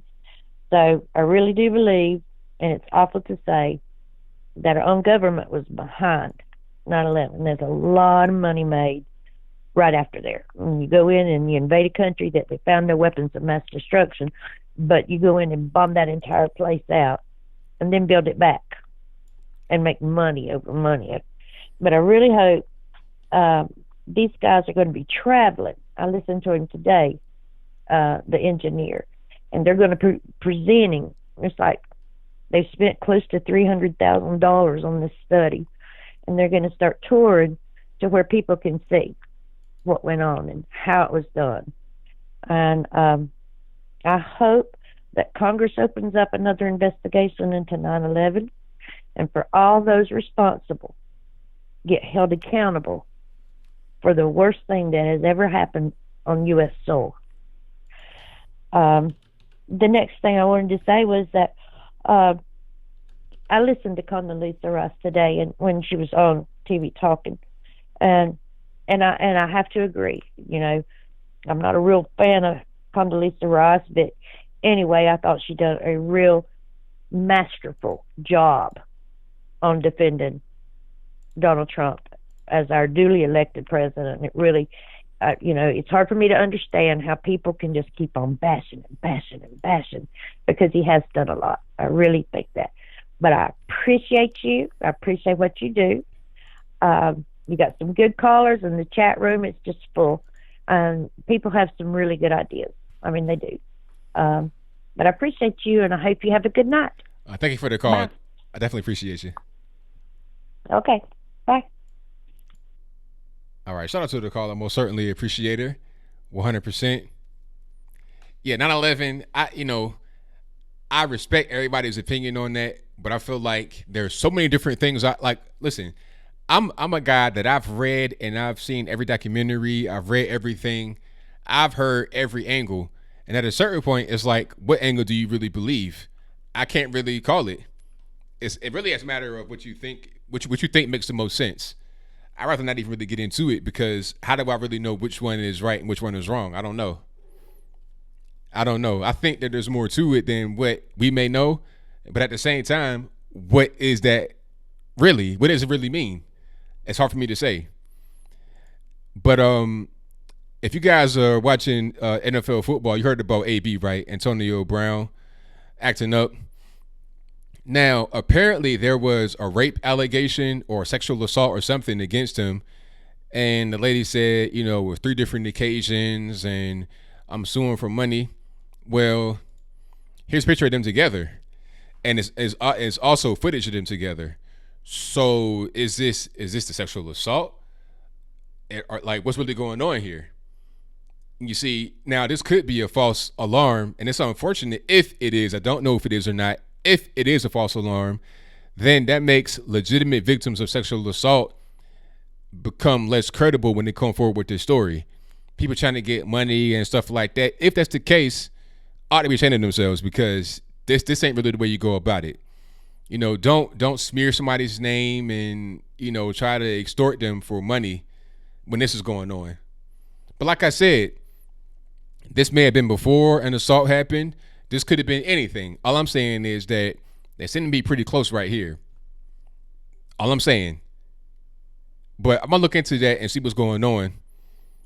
Matter of fact, let me see if I can find that footage. This is on Vlad TV. Hold on. If I can find that footage and see it right quick.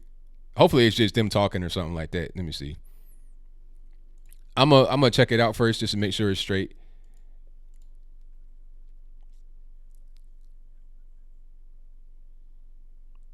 Okay, I'm watching it. It's just them kind of like clowning around.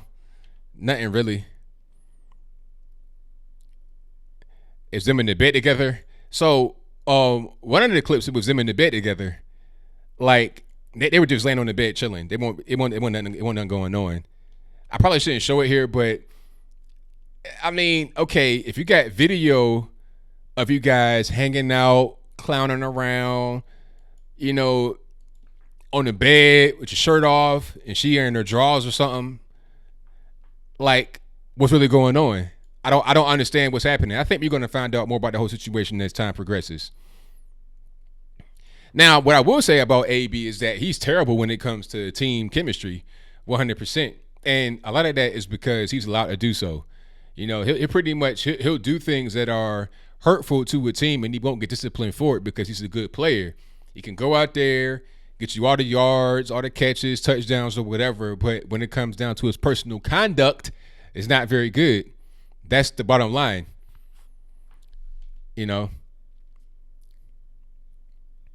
So, but we'll see. We'll see definitely in the upcoming days, weeks, months, or whatever. His agent came out, Drew Rosenhaus, by the way, came out and said that all the allegations were false, and he also said that AB was expecting the allegations.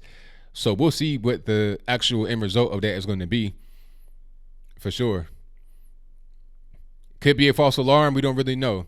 But people like that, if it's a false alarm, that has to be something that's taken seriously. There should be some kind of prosecution there, because don't put the stigma out there that people who are coming forward with a sexual assault claim are lying. That shouldn't be the case. It should only be accused when you have a legitimate claim. An illegitimate claim lessens the claims of real victims. It's simple. Exactly, Lee Menace says, just a woman saying there was any chance of a rape completely ruins a guy's life, being that they are innocent. 100% correct. Absolutely. If you're going to say something like that, it needs to be legitimate. It can't just be, well, I want to get some money, or, no. The Raiders, but see, the Raiders, thing about the Raiders is that they always had the rebels. They always had the bad guys on the team. That's like part of their image. But if you're going to have rebels and bad guys on your team, like you said, Rapper 10,000, you got to keep it under control. You got to keep a tight lid on the whole situation, because if you can't, then, I mean, what are we really doing? Oh, yeah, definitely pay the, yes, Jack, she got to pay the court costs and more than that. If she's found out to be a liar, not telling the truth, all of that's got to court costs. I want to sue. If I was in a situation where I got falsely accused of a thing, I'm going to sue. I'm going to try to get my pain and suffering taken care of 1,000%. Alrighty. Now, it has to be some kind of trial if there's any kind of real evidence. And one thing I want to say also is that it's not a criminal complaint, it's a civil complaint. So I'm like, all right, why not a criminal complaint? It couldn't have been a whole long time ago. It's something that probably was pretty recently, because AB's not an old guy and she's not old either. So what's really going on? All righty, Crazy Chick, she coming from Richmond, Virginia. Shout out Richmond. Shout out to the 804 Virginia.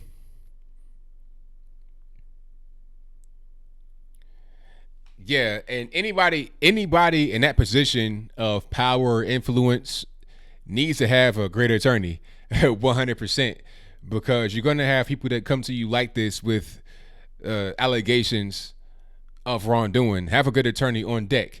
So whenever you get some kind of crazy allegation, you prepared to fight the charges, whatever they may be. Hey, all the ball sports. I understand. But I grew up playing sports. I love sports. To me, it's just competition like anything else. I look at sports the same way I look at, video games or any kind of competitive action. That's how I look at it. I like the discipline and the rules of the game as well, especially football. I like how it's disciplined, how you got to have certain rules. It's like a lesser version of chess to a certain extent.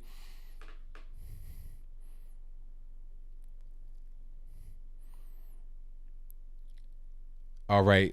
I'm going to go ahead and wrap it on up here. Thank y'all for being live with me. I definitely appreciate you guys. Again, I got a few quote unquote tour dates coming up. Remember, I'll be in Washington, D.C. for the Black Leadership Summit put on by Turning Point USA. That'll be October the 3rd through the 5th. Then, hold on, let me get my headphones off. Much better. Then I have, what is that? The American Priority Fest, aka the AMP Fest. That'll be in Miami, Florida from October the 10th through the 12th. And lastly, I have Politicon in Nashville from October 26th through 27th. So that'll be a Saturday and Sunday. I think BLS and AMP are going to be Thursday through Saturday events, if I'm not mistaken. Matter of fact, let me look it up right quick just to make sure I'm correct. Yeah, Thursday through Saturday will be the events. I think some of the main events would be on Friday and Saturday for BLS, and for AMP it would be Thursday, Friday, and Saturday. For Politicon, it would be Saturday and Sunday in Nashville. If the Titans have a home game, it would be really jumping downtown Nashville. And then beyond that, I've been in Nashville before. The downtown is great. I love it. A lot of great people. I'll be streaming everywhere, Michelle A. I'll be streaming from Politicon. AMP Fest has flown me out. They're gonna pay for my ticket and everything to cover their event, so I'll be streaming there as well. And also I'll be streaming at BLS, but I'll definitely be streaming at Politicon to the best of my ability, because one thing about these events, it can be hard to stream when everybody's in one place streaming at the same time.